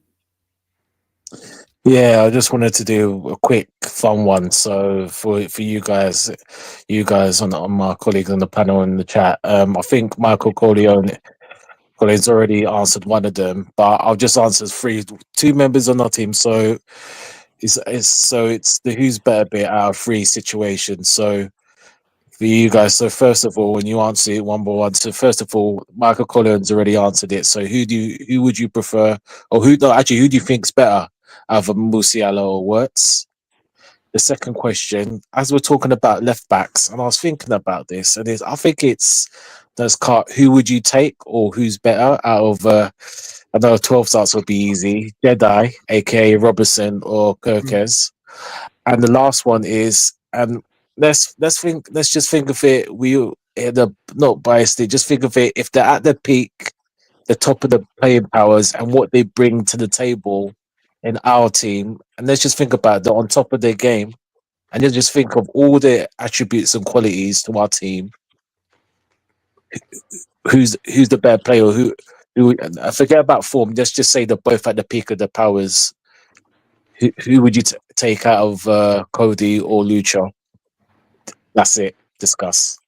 And that's for the chat as well. All right.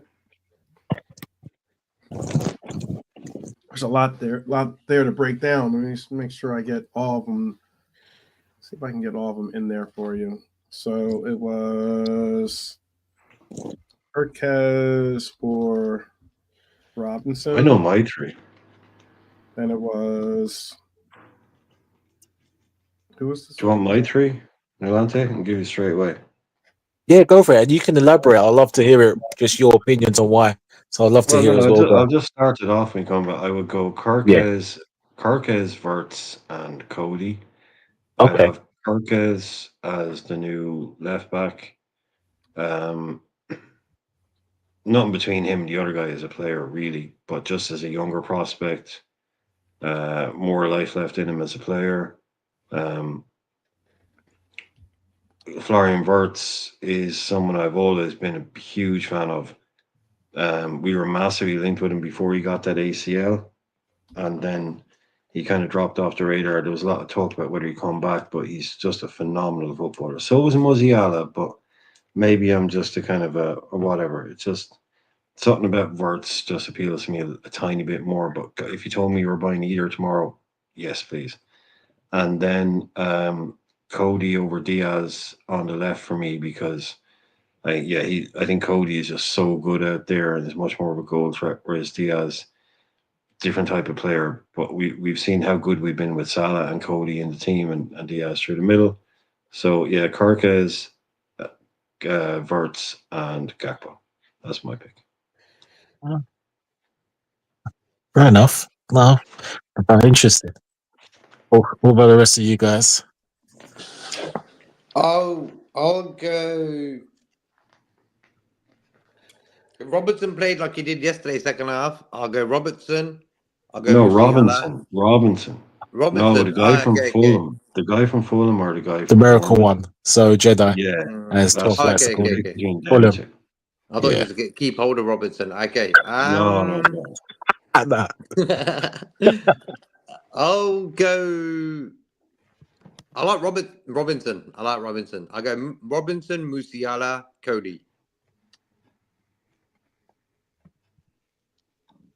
Yeah. Okay. Robinson, Musiala. But then again, I like the way Diaz plays football, man.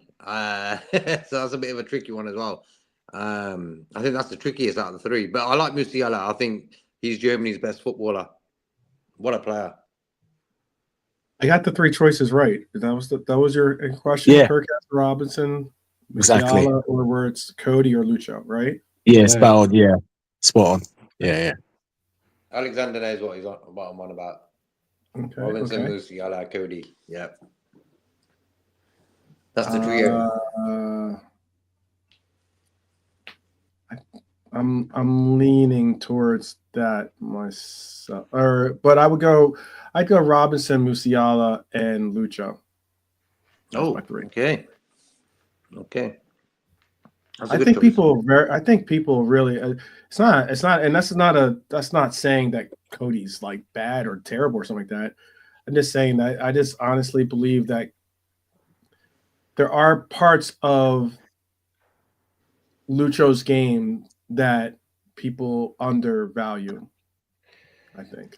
And I think that there's some intangibles that he brings to the pitch, and I also think that no, he's not as viable of a goal scorer as Cody is, but there's other things that his abilities bring open up in the game for others to step up to be goal scorers.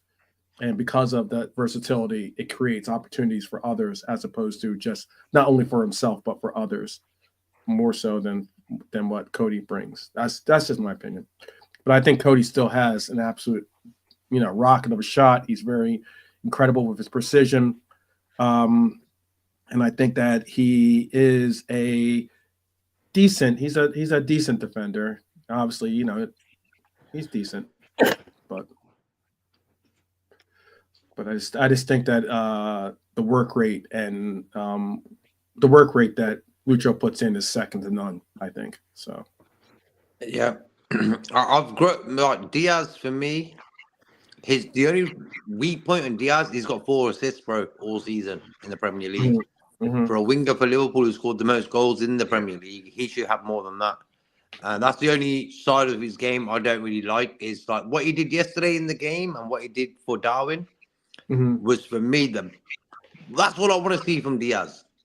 Beat the guy, square ball for our striker, whoever else is there, Salah, and they can score. That's all I want to see from Diaz, or I want to see more of Diaz. And it took. I said to Brighton this morning, it took me 3 years to see Diaz to do that yesterday. That beat the guy, square ball, bang, goal. Yeah, man.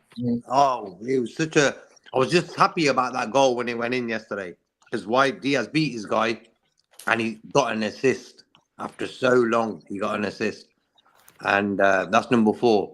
And for me, he should be at least 12 assists, at least, playing in that position. He gets a lot of game time as well, Diaz. But for me, he's the best guy in our club who can hold the ball the longest. And in certain games, we need that. And he's the best at it. Okay. Interesting. Lee? Lee, what do you think? What's your opinion? Between Kirkhouse and Robinson, have been flip-flopping. When I found out Kirkhouse supports Man United, I wasn't pleased. Against him, and he has got youth on his side over Robinson. Maybe that would be a thing I'm thinking about now, that we get like a young. What's Robinson, 28 going on? Yeah, 27, 28, something like that. Going on 24. And we know how FSG do generally with the age thing. I do like Wirtz and Musiala. That's a really hard choice. I have to give Wirtz a whirl on the old Whale It's a Jukebox. Give Wirtz a whirl on the Whale It's a Jukebox. Great song, that, Young Marble Giants. I've just been reminded of that. Whale It's a Jukebox. Fabulous tune. Cody or Lucho, I like them equally. Lucho's been a little bit longer. I mean, we've been lucky enough to have them both in the side this season for long periods, so we haven't had to choose between the two. But it looks like we're going to have to next season, and like probably choose between the two. It's tough as tea. I'll go with Cody today, but it may be liable to change. I can't promise we'll stick to that. It could be Lucho next week. Who knows? Okay. Musiala and Verts are very, very. That's a coin toss, I think, because they're both. I like Wirtz. I think he's a good player, but I just think Musiala he's top. What a player! I do like the name, but it's good. It's a good one. But Musiala sounds dangerous. You know what I mean? Yeah. Well, I think that's the reason behind it. You're talking about two of the best young attacking midfielders on the planet. So it's which one do you want? I mean, if we bought either of those guys tomorrow, if anybody had a frown on their face because we didn't buy the other guy, there'd be something wrong with you. Yeah. You know, you're talking about two unbelievable. Like, we love those footballers, those techie guys. You know, and it's not going to look. And I know people are talking money all of a sudden. It's not going to happen. Right. Verts will be 120. Musiala will be 350 grand a week. Yeah, you know, it's not going to happen. But if you wouldn't love to see either of those players in the team, then just go and support a different game. Go and watch something else. They're fabulous. Verts is only behind one other guy in terms of dribbles completed this year. Not saying that's why you buy a guy. I'm just saying that's the kind of guy you're talking about. An entertaining player. Get on the ball, beat people, give passes. That's what we like to watch. You know, that's what we like to see. So either of those boys for me. But Florian Wirtz, I made this stupid fucking comparison a while ago where I said Kumas reminded me of Wirtz just in terms of the positions he was picking up, not in terms of like his ability on the ball, just in terms of like the little kind of off the left pocket of space. And someone was saying, what's he like? And I was like, like Florian Wirtz. And as soon as I said it, I was like, no, why did you compare him to Florian Wirtz? Stupid thing to do. But he's such a techie little player in the pocket. No one he'd drift around. He'd be a nightmare to mark. But Musiala's the same, man. Try to get the ball off him when he dribbles at you. Nobody wants that. Nobody wants that. But yeah, those are out of our price range right now. Those kind of talents right now, definitely. But I'll stand by it. If Wirtz goes to Bayern, that will be the world's most boring transfer of all time. Just like, yawn, okay, congratulations on winning the next 4 Bundesligas and not winning a Champions League, because you'll get knocked out of that like you usually do. Yeah, very much. You're also heavily linked to Hato. Get some big European nights under your belt. Come to Anfield. It's where it happens. Exactly. Yeah. Versus valued around. That's the whole thing. 140 million. That's just ridiculous. The price tags that are being associated with some of these players is absolutely eye-watering when it gets to the sheer fact that, not saying they're not talented, not saying that the market maybe is, that's just the market being what the market is, but it's a lot of money. Even if you're taking in would he follow Alonso, Talkman? Would he follow Alonso? Because you've forgotten about it, because Alonso's probably going to leave this year, right? So if Alonso was going to Bayern, would he follow it? Is it kind of, would he one of those like the next club Alonso goes to? Yeah, Alonso go to Real Madrid. I think Alonso might go to Real Madrid actually. Yeah. So would he be one of those players going, look, I'm going to join your team, right? But I want you to go and get Florian. You know, he's a player. I think I think he would push for him. I can see them maybe pushing it for him, but I don't see Real Madrid paying for him. I don't see them paying 140 million for Florian Wirtz. When's the last? Yeah. They No, do that. like, They're like they run out the contract type of Yeah. signings. Mm-hmm. Oh, They will cheap. not do that. yeah, no, they'll spend money when it needs spent. But yeah, it's more on the Hendricks at the moment than the kind of the younger talents. They're not doing the big blockbuster Yeah. Neymar, Mbappe deals. Yeah, so it might be a bit but I can see him being a bit of a. I can imagine the headlines basically. Bayer Leverkusen's manager Xabi Alonso has demanded that Real Madrid make Florian Wirtz a priority target if he's to join him. I can just see the headlines. Yeah, neither of them seem like a Liverpool signing, do they, Musiala or Wirtz? Not Musiala anyway. Definitely not Musiala. I'm not Wirtz because everyone wants them, and usually we don't go for players that everybody wants. Yeah. Let's see if I can find that for you. Looking for who were you looking for? Or Wirtz. Wirtz's contract is. I know it's a lengthy contract that he has. It's not like expiring anytime soon.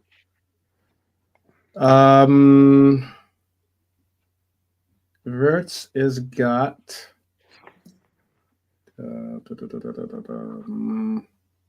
He has his contract he has 3 years. He's not making a lot of money, to tell you the truth. It's up in 2027. So January 30th or June 30th, 2027 is when it expires.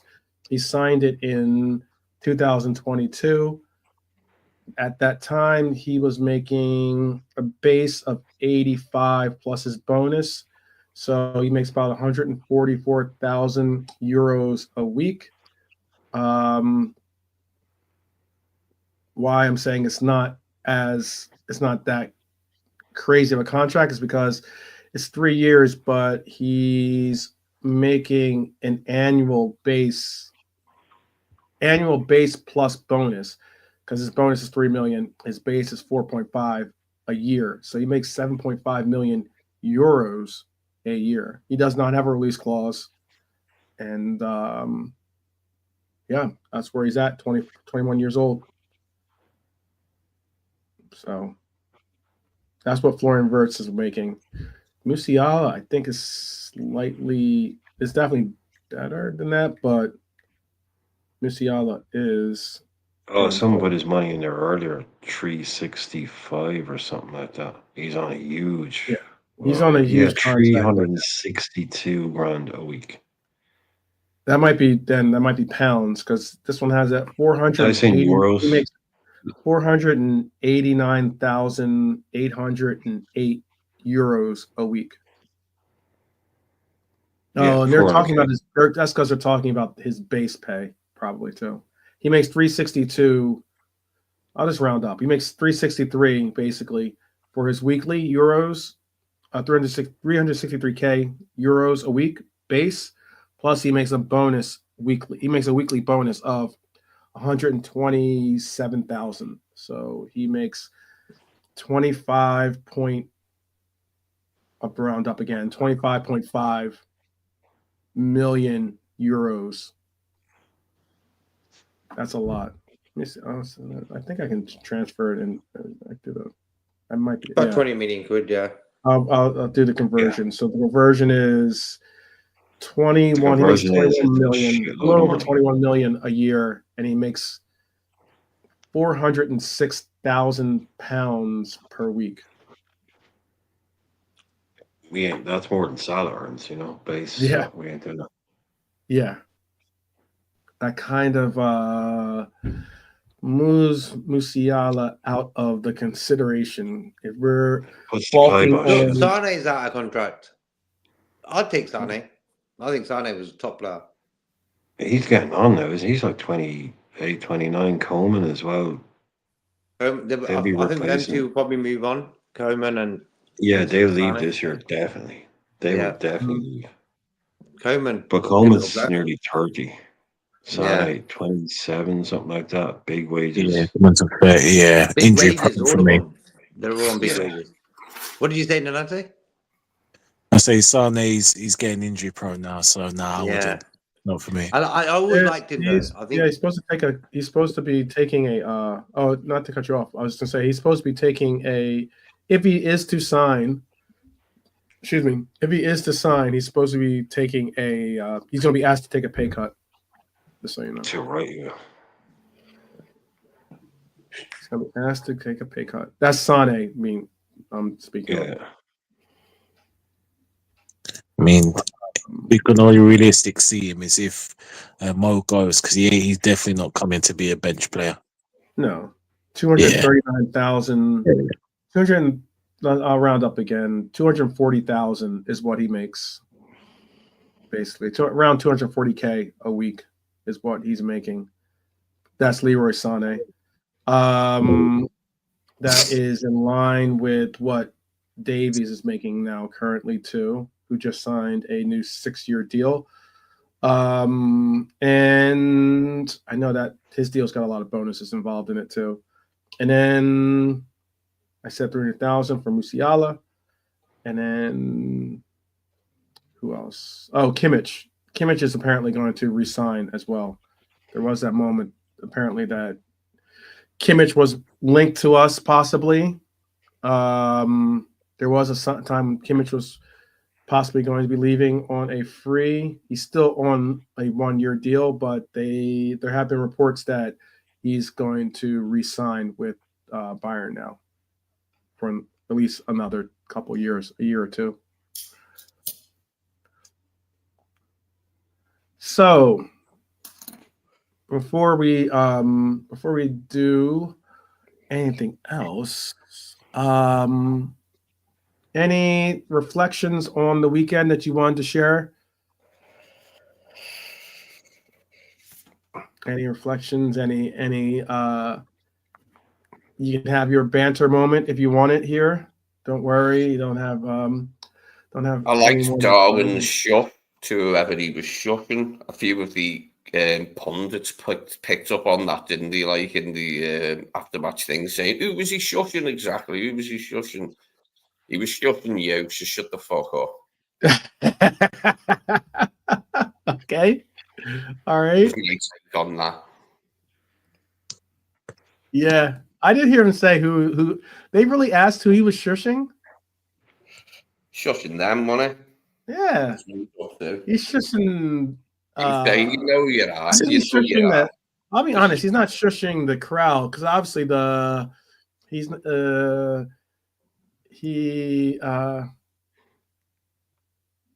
Okay. Yeah. There's no less Red Rebellion. Let's not go crazy. Let's not. Yeah, Red. Yeah, just take it easy, bro. It's just opinions. It's just opinions. It's not that deep. It's not that deep. It's not that deep, Red. Chill. I'm gonna take that comment out there. You can have different opinions, but always be respectful. Always be respectful. Yeah. I was just gonna say, I asked for banter for our rivals, not ourselves. Okay, so what I was gonna ask is like, who do you think is who got the bigger bozo moment of the weekend? Was it Manchester City falling short of scoring anything against scoring short or not scoring at all against Forest this weekend? Was it let me pull up the games too. Was it also, or was it Arsenal today getting a draw against Manchester United? Was it could be Spurs beating Spurs and getting a draw at home against Bournemouth? Was it who else? I think that's all that played this weekend.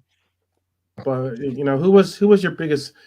Was there a bozo team? Was Arsenal the clown of the clown FC for the weekend? Did United have quite a few good chances to finish them off? Did they? From what I heard, I haven't seen none of it, but apparently United missed a few good chances. Yeah, they should have won. Raya saved them. They probably should have won today. Well, With their chances. I don't think that they shouldn't have won with their play. I just say they shouldn't have, I don't believe they should have won with their play.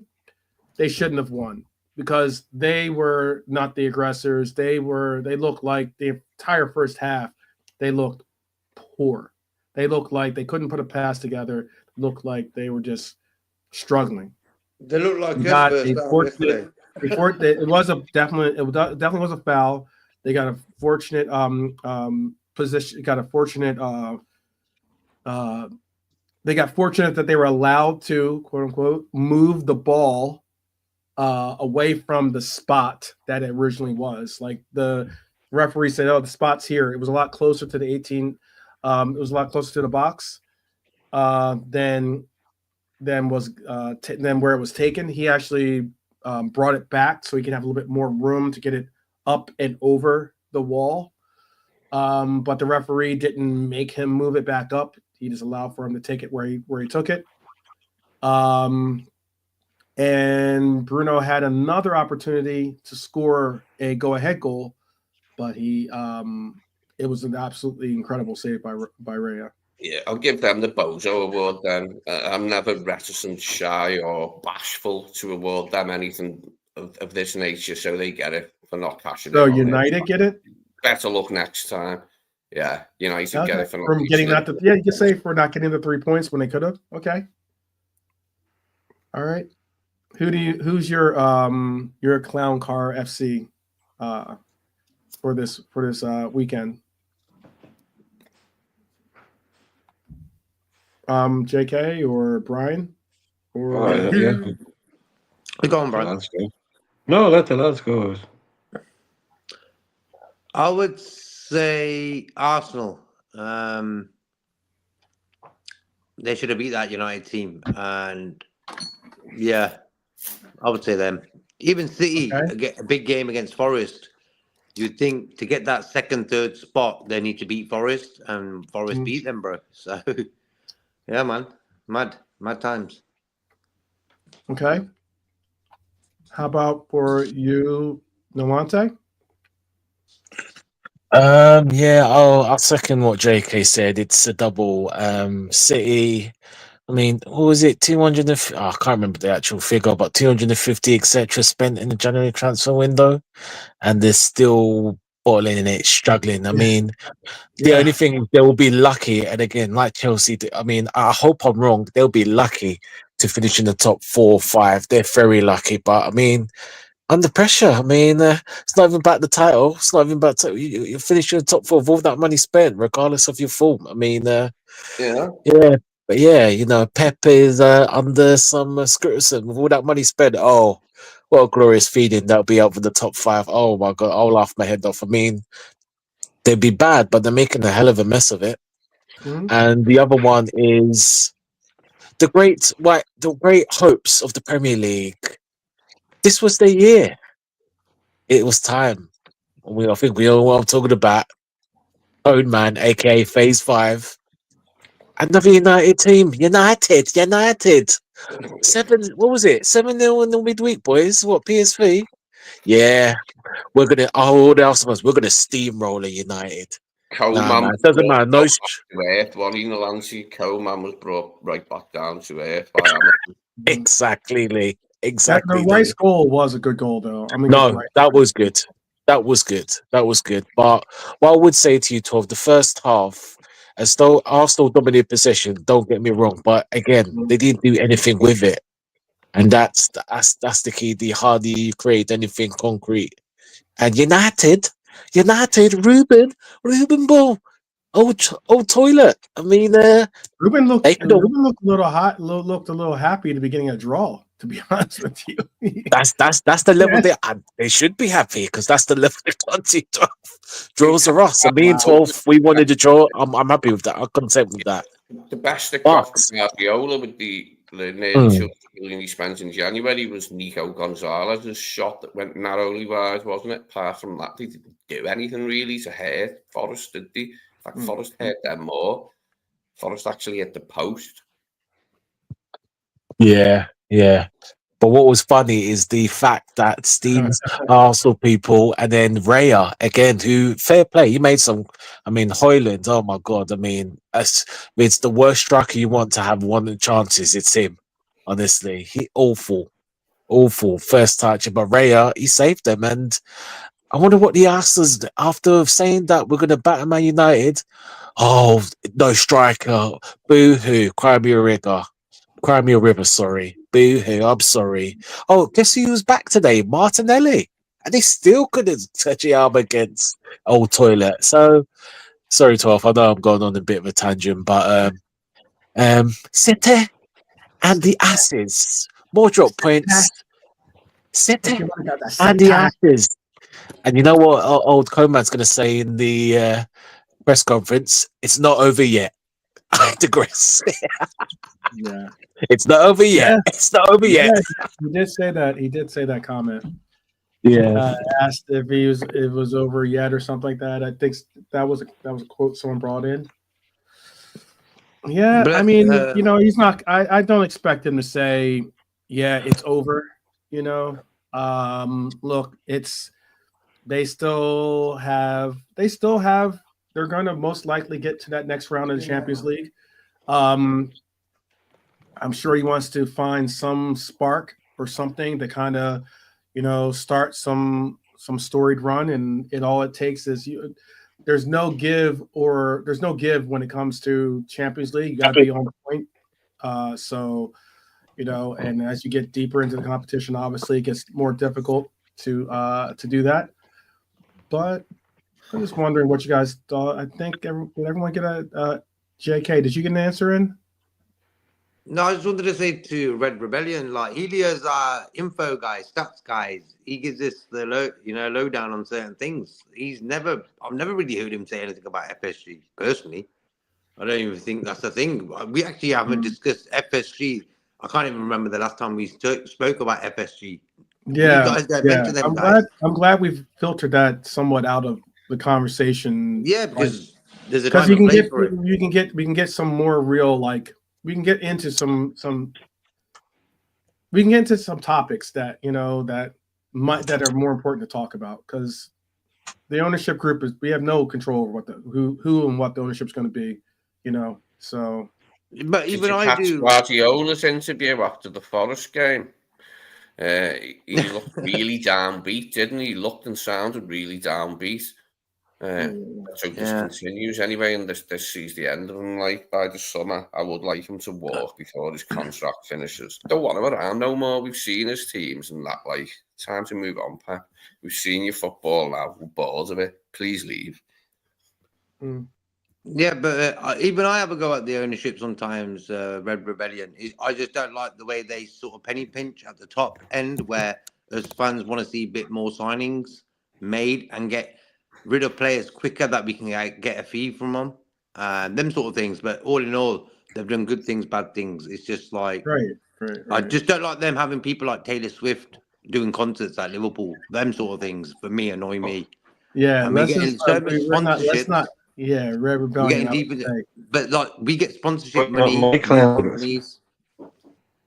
Say again, Brian. No, sorry, Jake. I thought you were. I was just saying, like, the owners is a big topic and stuff. But right now, I'm so concentrated on what happens on the pitch. I'm not going to waste my time thinking about the owners. I feel you.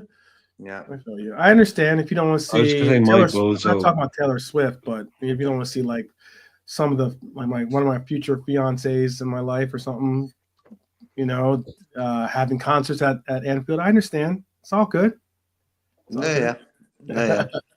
I'm not talking about Taylor when 12 and JK are taking you to, or when 12 and Taylor are taking you to the Super Bowl, you're like, oh, I love Taylor Swift. I love Taylor. Yeah, exactly. Yeah.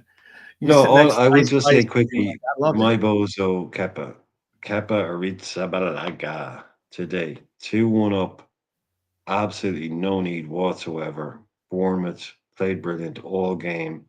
They were 2-0 up, but he gives away the stupidest penalty you're ever going to see.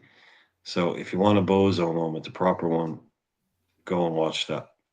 That is a boat. That's why Mr. Dustin said 75 it. million. Dustin said it right there. He says, he was talking about Spurs, actually. He was talking about Spurs deserve a shout. They're really in the mud. But you're talking about Bournemouth and their keeper today as well. Oh, if you're talking about a bozo moment just on one guy, I don't like picking on individual people, but that was a genuine bozo moment there for Kevin. Oh, I said team. I was saying club, the club card. Oh, sorry, the team. No, not really. Anybody did anything too bad this afternoon? Or this weekend. I don't think there was any kind of. No, fine. No, I don't think everyone was okay. I mean, we were called out to measure about, you couldn't score against Forest. Manchester City did the same with their sideboard at the top. Sideboard was at the top of their attack, and they still couldn't do it. They couldn't score. Yeah, I kind of expected. I didn't expect them to beat Forest, to be honest. So the way I'm at the moment with them, I didn't think they were going to do. I would have been surprised. Mm-hmm. So yeah, no, that to me was fine. Mm-hmm. All right, I was wondering what the choices were. I thought it was a tough call for myself. I wouldn't want to beat on Leicester because they should have. I thought they could have, not should have, but they could have at least gotten some type of result against Chelsea. Unfortunately, they did not. I want to say Arsenal or I want to say Manchester United as being the bozo clown car, but then again, they did exactly what I wanted, so they can ride in the drop top in the parade for all I care. They're doing exactly what I wanted to see them do, and that is drop points. So, but yeah, there's a lot of teams that are just slowly but surely just trying to see their way to the end of the season. Absolutely interesting how you have a Spurs team that is now in 13th place. You have Brentford at 12th. Crystal Palace slowly but surely getting a little momentum. They're in 11th place. Fulham in 10th. Newcastle, Bournemouth, Villa, Brighton, all in the 40s. Man City holding on to 5th place with 1 point difference. 1 point difference between them. Even if Newcastle wins tomorrow, they would still be holding on to 5th place. But Newcastle, that game tomorrow is going to be a big game. I thought City would quite easily wrap up 3rd behind us and Arsenal, but they're making a struggle of it, aren't they? I think they will still get it. City, I think they will still probably just about nudge ahead of Forest, but they're making it hard for themselves. Got a 4-point gap, haven't they, with 10 matches left? Mm-hmm. No, I was just saying that they got obviously a 15-point goal differential, but Newcastle is sitting at 44 points with this game in hand, and they take on West Ham. They have to go to West Ham to get a result, so it's important. If they can get a win, all of a sudden they're sitting on the doorstep of getting into Europe, and it makes it where, look, I truthfully would like to see Arsenal, Chelsea, and Manchester City all not make the top 5. And why I'm saying that also is because if they don't make the top 5, despite the fact that they want to do, we already saw City go big in the January window, but if it means that City can't, or City doesn't have the Champions League next year, that's money that they don't have to revamp this summer, maybe. Chelsea the same, Arsenal the same. And it would mean that if they are going to do something, it's not only rebuilding, but it's rebuilding by replacing.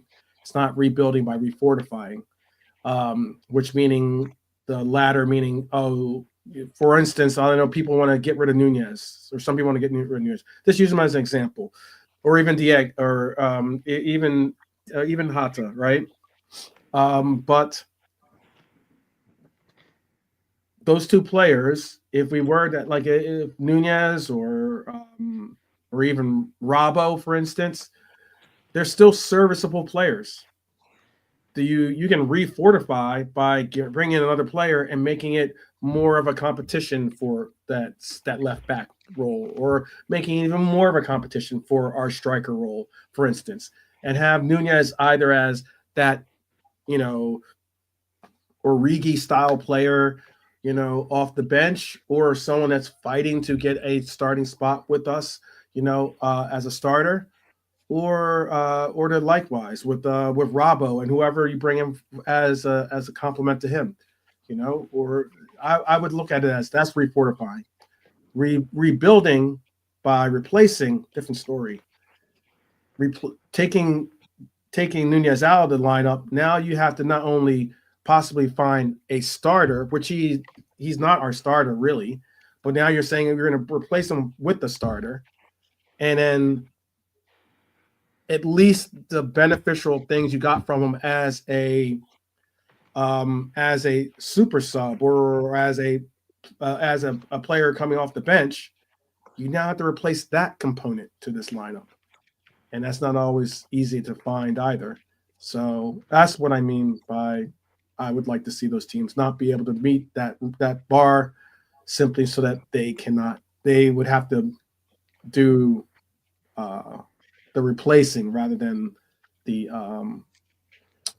refortifying, because it's a little bit harder to sometimes get rid of those players that they're talking about for the price that they paid for them, because then that also goes against them negatively in being able to make the deals they want to do. So I'd be interested to see which other players are on the way out of City this summer with De Bruyne. Yeah, be very interesting. Gundogan, I think, is going to be gone. KDB most likely will be gone. I think Bernardo Silva might be gone. I think he might be like, you know what? I just want to go back. I just want to go home. The party's over here. I doubt he sees himself as being a part of the rebuild. And I think Grealish should go back to Villa, by the way. I think that'd be the best move he could do. Or as I said, yeah. Be interesting to see if Foden picks up form again next season when Rodri's back, because he's floundered a bit this season, and he Foden. He's crap in that game against us. At the Etihad. Yeah.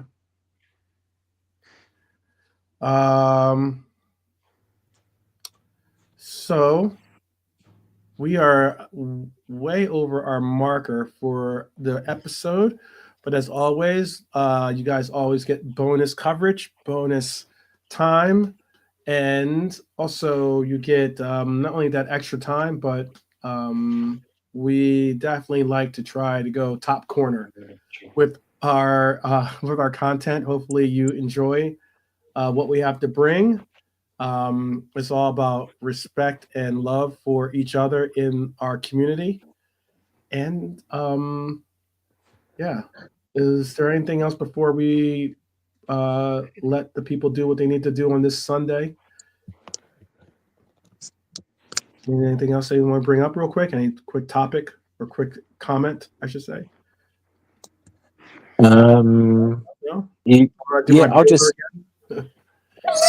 Yeah. 350 bagging me off. I'm a finance accountant. But anyway, no, just quickly, I just wanted to mention quickly, obviously I know the cup finals next week, I know we'll go into that, but just quickly about obviously Gordon, obviously Newcastle didn't Bill and Lewis Hall being out, so that's another double blow for Newcastle for the cup final, which makes things a bit more, but yeah, that's all. That makes it just that much more lucky. It makes us that much more lucky. Indeed, yeah. Yeah. They're so lucky. All right. We're lucky and good. How about that? That's the worst combination you can have, Mr. Robbie and the likes that keep trying to undermine and undersell or undervalue our accomplishments this year. Yeah. Lucky and good. That's a dangerous combo. And that's what we are. So I'll take it every day. I'd rather be lucky and good than be good and unlucky. You know? It's the most dangerous of combinations to be lucky and good. Yeah, absolutely. Well, like Gary Player said, the more I practice, the luckier I get. Boom. Boom. Get your practice in, people. Get your practice in. Oh, just quickly, shout out to the Liverpool's women's team who knocked Arsenal, the favourites, out of the Women's FA Cup today with that most glorious of 1-0 wins, an own goal by Arsenal. Oh, yeah. I mean, if you're going to shithouse it properly. A 1-0 win, OG off the goalkeeper. The shock of the quarterfinals. Our team, Arsenal's women's team, is like Real Madrid or some shit. Like yeah. I liked it when ours won the league that one time, and then we just went right down. But when Natasha Dowie's niece was scoring, apparently we're pretty shit. Our women's team is great. Apparently they're just like the super team. Them Chelsea. Yeah, they're just the creme of the women's game in this country. Arsenal. So that's a double. Arsenal, we knocked you out of the title race today with your pathetic performance at Old Trafford, and our women's team knocked you out of the FA Cup. So, apples, how do you like them? I don't know. Yeah, that is a valuable. That's possibly the best question of the night. I don't know. Maybe Lee's getting lucky tonight. Who knows? But how is it Liverpool's fault that other team players get injured? It's called frustration and projection. That's what I think it really is. Every team, it's why I kept saying about the whole Liverpool haven't had any injuries. We've had our injuries. We've had our share of injuries. And again, whether it's with our starting goalkeeper, whether it has been with at least the starter for our team when the season started, our starting striker or forward in Hata, and there's been other injuries we've had to sustain. Our center half combination combo, or center half the one half of our center half combo, or even Trent Alexander-Arnold. I know Connor Bradley's not necessarily looked at as being a starter per se, but Connor Bradley's been injured this year quite a bit. We've had our injuries. We got our second, I think he's our second leading goal scorer right now currently. I want to say, I think he is. Let me double check. Actually, he's not our leading goal scorer. Second leading goal scorer. He's our third leading goal scorer. Cody Hackmo. But that's interesting. Lucho sitting on 1 goal short of 10 goals this season. 1 goal short of 10 goals for the Prem at least. Mm-hmm. Cody's sitting on 8. Pretty good. And for all those saying that they'd like to see Lucho assist more, and I know that's not a out of the pocket or a crazy statement to say. Would you guess that Lucho is the third leading assist maker on our team in the Prem? Yeah, but we did address that earlier on. What are we? He's on 4. He's on 4. He's just that just means mathematically you are correct. But what? No, that's just, like it's like he is our third highest scorer. Yeah. But he's only on 4. Like I said, 4 isn't great. It just means that basically, other than him, Well, Trent's I on mean, 6. He's 2 behind. yeah, Possibly one of the best. yeah. So assist like he's makers third, yeah, he is. But it's in- like the number isn't high. It's not a high number. It's just our Yeah, numbers for assists after a certain Mr. Mo aren't amazingly high. Mo It's just 17 is a big difference. Absolutely. He Yeah, does exactly. need to hit the line a bit more, Lucho, and pull it back with his left foot. And I'm glad he chose yesterday to remember how to do it. You could take our next 4 highest goal assist makers, add up their assists together, and it would still be less than. I know, but it doesn't. I'm just saying 4 isn't a high number. It's all we're saying. 4 is not a lot. How about this? You could say it is a high number, as in it's 3rd highest on our team. That's how I'm looking. It's the 3rd highest on our team, but 4 is not a great return. I think we can all admit that. If we can't, if it's not, okay. I just would have thought 4 is a. I'd rather be in 4 than 3. What's that? 4 than 3. No, I mean, I don't really know why we're debating this. Is 4 a lot of assists? No. Is it our 3rd highest? Yes. That's the way I look at it. That's all I'm looking at. I don't think there's a lot of assists in the Premier League, is it? Am I wrong in thinking that's not a lot of assists in the Premier League? 4?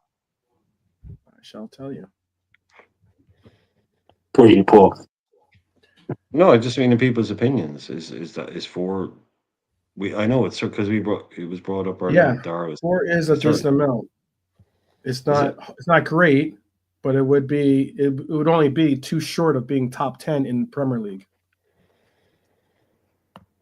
So he'd be in top 20.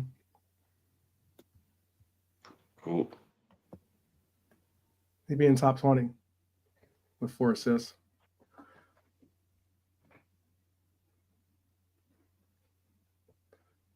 That's it.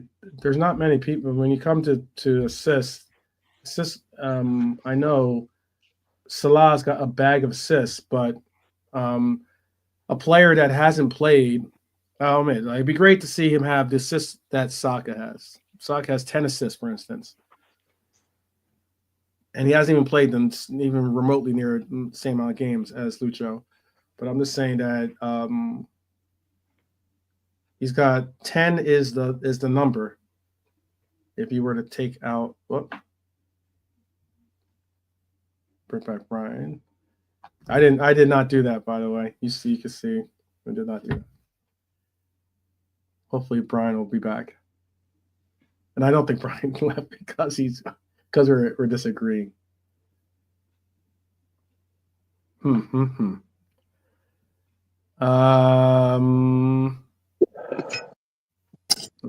me see.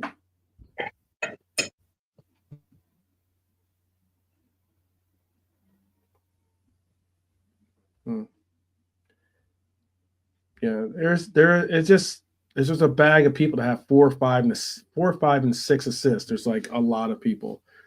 Like it goes in the Prem right now. Saka has 10.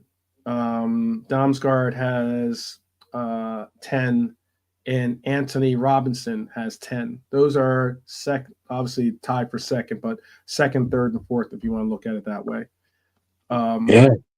Jedah's been doing well, 12. Huh? You guys, Jedah's been doing well. Killing it. Yeah, exactly. For a player that can't play. And Son has 9 assists. Jacob Murphy, who's had an absolutely incredible year for his standards, has 8 assists. Decent. Okay. Elanga has 8 assists. Bruno Fernandes has 7 assists. Savinho has 7 assists, and Cole Palmer starts the top 10 off with 6 assists. And there's a bag of people that have 6 assists. But I'm just saying that I would love to see him get. I'm not saying I don't want to see him get more assists. I'm just saying that 4 assists isn't exactly like it'd be a different story if he wasn't even on the top, in the top 20 or 30. I think it's top 30 actually. that would be different. And then considering that he has 9 goals this year, that's not bad at all either. Because that would make him in 14th place. He's the 14th leading goal scorer in the league. So that's not bad. Not bad in my opinion. But I was just trying to hold out here to see if Brian, he was like mid-sentence. So here he is, he's come back. I want to make sure he gets a chance to say something. You there, Brian? You good? Yeah, sorry, someone rang me. I had WhatsApp open on my laptop. Okay. No worries. I thought, yeah. I know you're like mid-sentence and then like it cut out. So Yeah, no, I didn't realize. No one's ever rung me on WhatsApp when I've actually had it open on my laptop before. Oh, okay. I didn't That's realize. weird. It drops you out as soon as you get the thing. No, I didn't know what to do, so I just closed that because I had to answer the call. I didn't know how to do it. I've never had someone ring me on my laptop before. That's weird. Sorry, I'm old. It's probably normal for some people, but yeah. No, we're all good. Yeah, we're good. I'm good. Yeah. It doesn't matter what we do. Look, these boys, man, we're 15 points, 12 points. There's no chinks in it. We're only nitpicking out little bits and pieces. Yeah. So there's no need for really any negativity around any of these people. Like they've all played their part. Really, like Lante or JK saying this guy, he loves watching him play, keeps the ball for us, works hard. He does all that stuff, and you don't get league titles without that. No doubt. Hey, I'd like to see it happen. And that is, we're 3 assists away from Salah breaking a very incredible record. And I hope that we continue on the path that we're on. Definitely so. So we're about to hit the 3-hour mark, so we're going to have to definitely bring this to a close. But let me give everyone on the panel a shout. Big up for everyone joining us. Big shout to everyone in the chat as well. I'm going to allow for the panel to say their final thoughts here. JK, did you want to give your Jerry Springer final thought? We'll catch you on the next show. I just want to say, I heard he was actually from Liverpool or somewhere. Jerry Springer. Is that? Who? Jerry Springer. He's from Liverpool or London, somewhere like that. Yeah. No, he's English. He's English. Oh, is he? He's English. Yeah, he's English. Oh, didn't know that. I don't know why I don't know that. Okay, didn't know. All right. The Lante's proper shirt. No, I was shocked as well. I was like, this guy's proper American, man, but he's British, bro. Yeah. Okay. But I like Jerry. He was just smooth, man. He just did what he had to do, innit? He was a good guy, man. I like Jerry Springer. But anyway, I don't know why we're talking about Jerry Springer. Final thoughts. So, like, final thoughts, Jerry Springer. Yeah, that's coming back to that. Yeah, Highgate Station. Highgate, is that London? Well, Highgate, yeah, that's North London. Yeah, he's born in. Yeah. Oh, he's North. He's North side. It could be an Arsenal fan. Right. Yeah. Rest in peace. Yeah, he lived a decent. At least decent. He's been gone a while now. 79 years. He got some years in for sure. Yeah, it was a funny show. I used to find Final Thought hilarious because there'd been all sorts of mayhem happened in the studio, and then he'd sit down at the end and go, "Take care of yourself and each other." Yeah. Rest in peace, man, Jerry. He's one of a kind. I'm blessed with the chat and everyone in the chat. Good to see a good number. Press the like button as well for my bro 12. Good show, man. Good show. Keep it cool, everyone. Positivity. Yes. The one I always think of, Nolante, with Jerry Springer is like, the final thought thing. Yeah.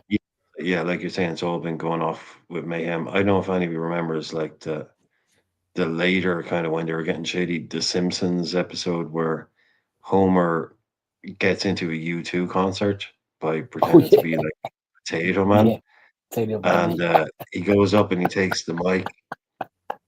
And at the end, Bono kind of goes all kind of Jerry Springer. It's like, he gets taken away. It's like, don't worry, folks.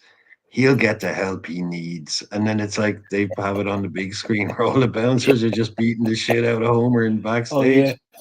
And he's like, don't worry, folks. He'll get the help he needs. It's like, yeah, too right, you will. That's the help he needs right there. Yeah, because the bouncers and Jerry Springer are always like, God, I'm kicking these people out. But yeah, Steve was the famous one, wasn't he? The great big fella like with the bald head. Steve, he was the famous Springer bouncer. Yeah. And he got his own show, mate. He got his own talk show off the back of it. Yeah, national icon. Yeah, he did. I tell you, Got his own shows. Yeah. Big up, Steve. Wherever you are. Yeah, for keeping the peace. Yeah. Increase the peace, keep the peace, Steve, wherever you are. Keep the peace. Read Norman's last comment. It's too funny. I think we all know Tracy's. I think we all know for a fact now who Tracy's alter ego is, Norm. I think you've been exposed. I think we all know that the Tracy Neville account is 100% you now at this stage. So you can drop the charade, Norm. You can drop the charades. Yeah. Exactly. No, guilty or not guilty. We as the jury who are going to do the final verdict now, Norm. Guilty or not guilty? Guilty. Is Norm Tracy Neville? Guilty or not guilty? Do you remember at the beginning of Superman 1 where they sentenced General Zod, Ursa and Non to the Phantom Zone and all those heads on the screen go, guilty. Oh, yeah. I know what you're talking about. And then the Phantom Zone comes in and whisks them away like that. Yeah, when they get into the little pane of glass thing or whatever. Mm-hmm. It's sent out to like. No, you don't have to say it, Norm. We're not asking you for your opinion. We're just asking the judges now. So, guilty. It's all a matter of sentencing now, Norm. It's only a matter of sentencing. Jeez. We are not here for it. I'm not here for it. I already saw a sham court case get conducted on our brethren, Quasi. So I'm not going to be. We're not going to do. We'll talk about that backstage. We'll talk about that backstage. We'll talk about that. Tracy does. See, Don't Tracy worry, I got your back. Norm is like a guy coming in and pleading not guilty and then like spitting the loot out of a bag in front of the judge. Like just so. Oh, sorry. Yeah. That was like, come on, Norm. Kirkdale's where you get the bus or train to. If you live in the north of Liverpool and you go in the match, we used to always get Bank Hall train station in Kirkdale, or the bus would drop you off just like a little bit further along, and then you'd walk from Kirkdale. McManaman was from Kirkdale. It's like right on the main road out of Liverpool as you're coming out of the city centre.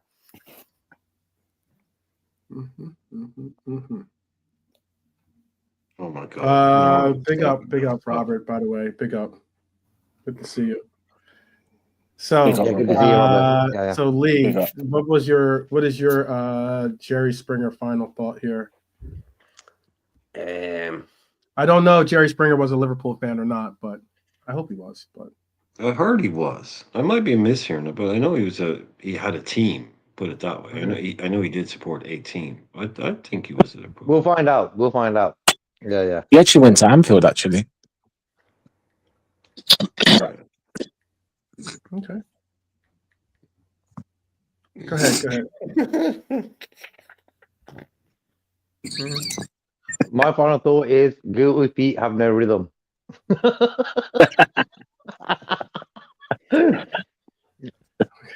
Oh, mate, that was a terrible song. I really hated that song.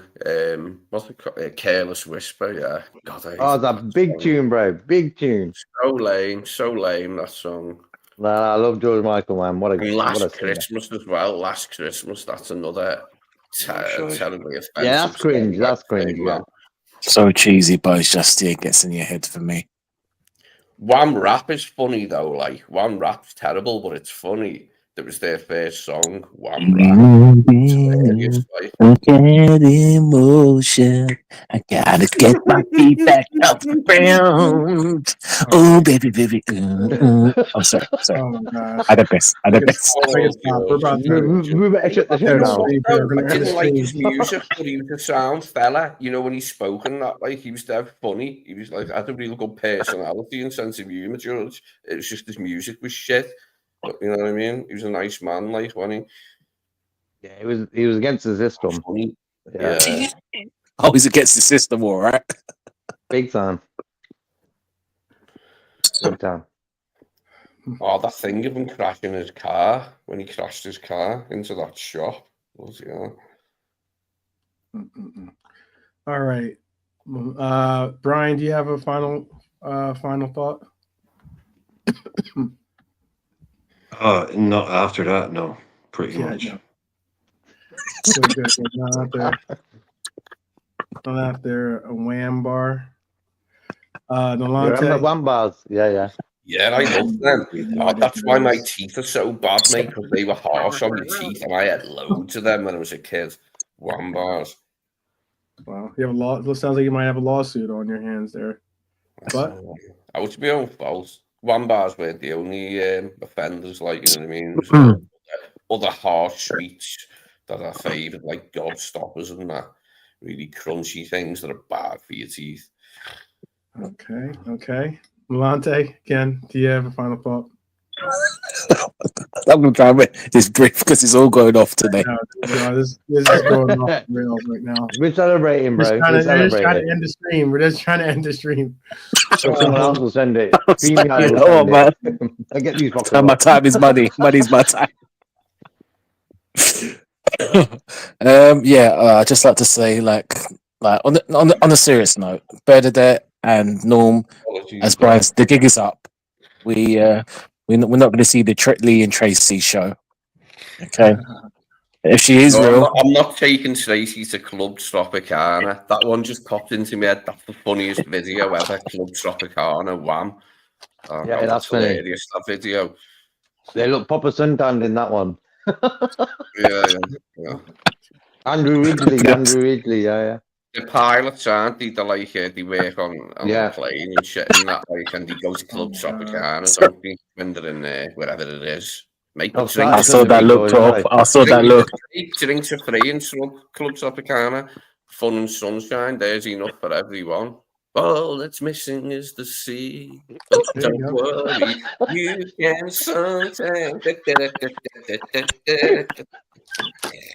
Oh, we Where else are we gonna get this kind of entertainment, people? Where else are you gonna get this kind of I got water in my eyes, man. Please do pass the good word around. Hit that like button. Tell people to subscribe for sure, and hit the notification bell so they can all take a part in this fun hijinks that we are a part of, in and out of some of the days, but certainly today.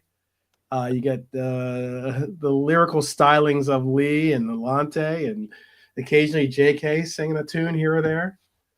And I don't think Brian's ever sung a tune. I've never sung, bro. Actually, yeah, I've had a few guys. Yeah, Brian Shy, he just doesn't want to do it in public in front of the audience. He doesn't want to put everyone to shame. So. Yeah, he's humble. Yeah, but people, do join us tomorrow. We'll have a quick rating session tomorrow, since we didn't get to do it today, and then we'll also handle a little bit of the business of getting prepared for that PSG matchup. It will be our final game before the international break, so it'd be good to see how we can start the week, I should say. Or end we got the final Sunday, bro. Sunday too. Yeah, Sunday. Yeah, we got Sunday final next week. Yeah, this time next week. That's right. Yep. It comes before the international break. You're right. So, but it is a big break between Sunday and our games on Tuesday, right, or Wednesday? Tuesday. Yeah. So there is a healthy chunk of time in between Tuesday and Sunday. So, and then we're on international break, as I was corrected. So. We will be back tomorrow. Please do bring a friend as well. You can bring Norm. You can give a holler at Tracy and tell her to show up for her boy Lee here. Or it's all about just you in the chat. Please do continue to support the show. It means the world because it does make our show a very unique show in itself. People are allowed to talk. Even when we do sometimes go, or some people do go a little bit too far, we can kind of hopefully take a couple steps back and recognize the fact that we're all Reds, and what it means to be that is the support of each other. So, I did not take any offense. I don't think anyone took any offense to it, Norm, by the way. We all know that you're joking. I mean, Club Tropicana is what Lee's all about anyway. So, all right. So, with that said, we will see you guys tomorrow. And I hope that you are all safe, and I hope that you are all well, and that we will see you certainly tomorrow. Let's make it so. And also, let's up the Reds always. Up the Reds always. So, we will see you soon. All right. And take care.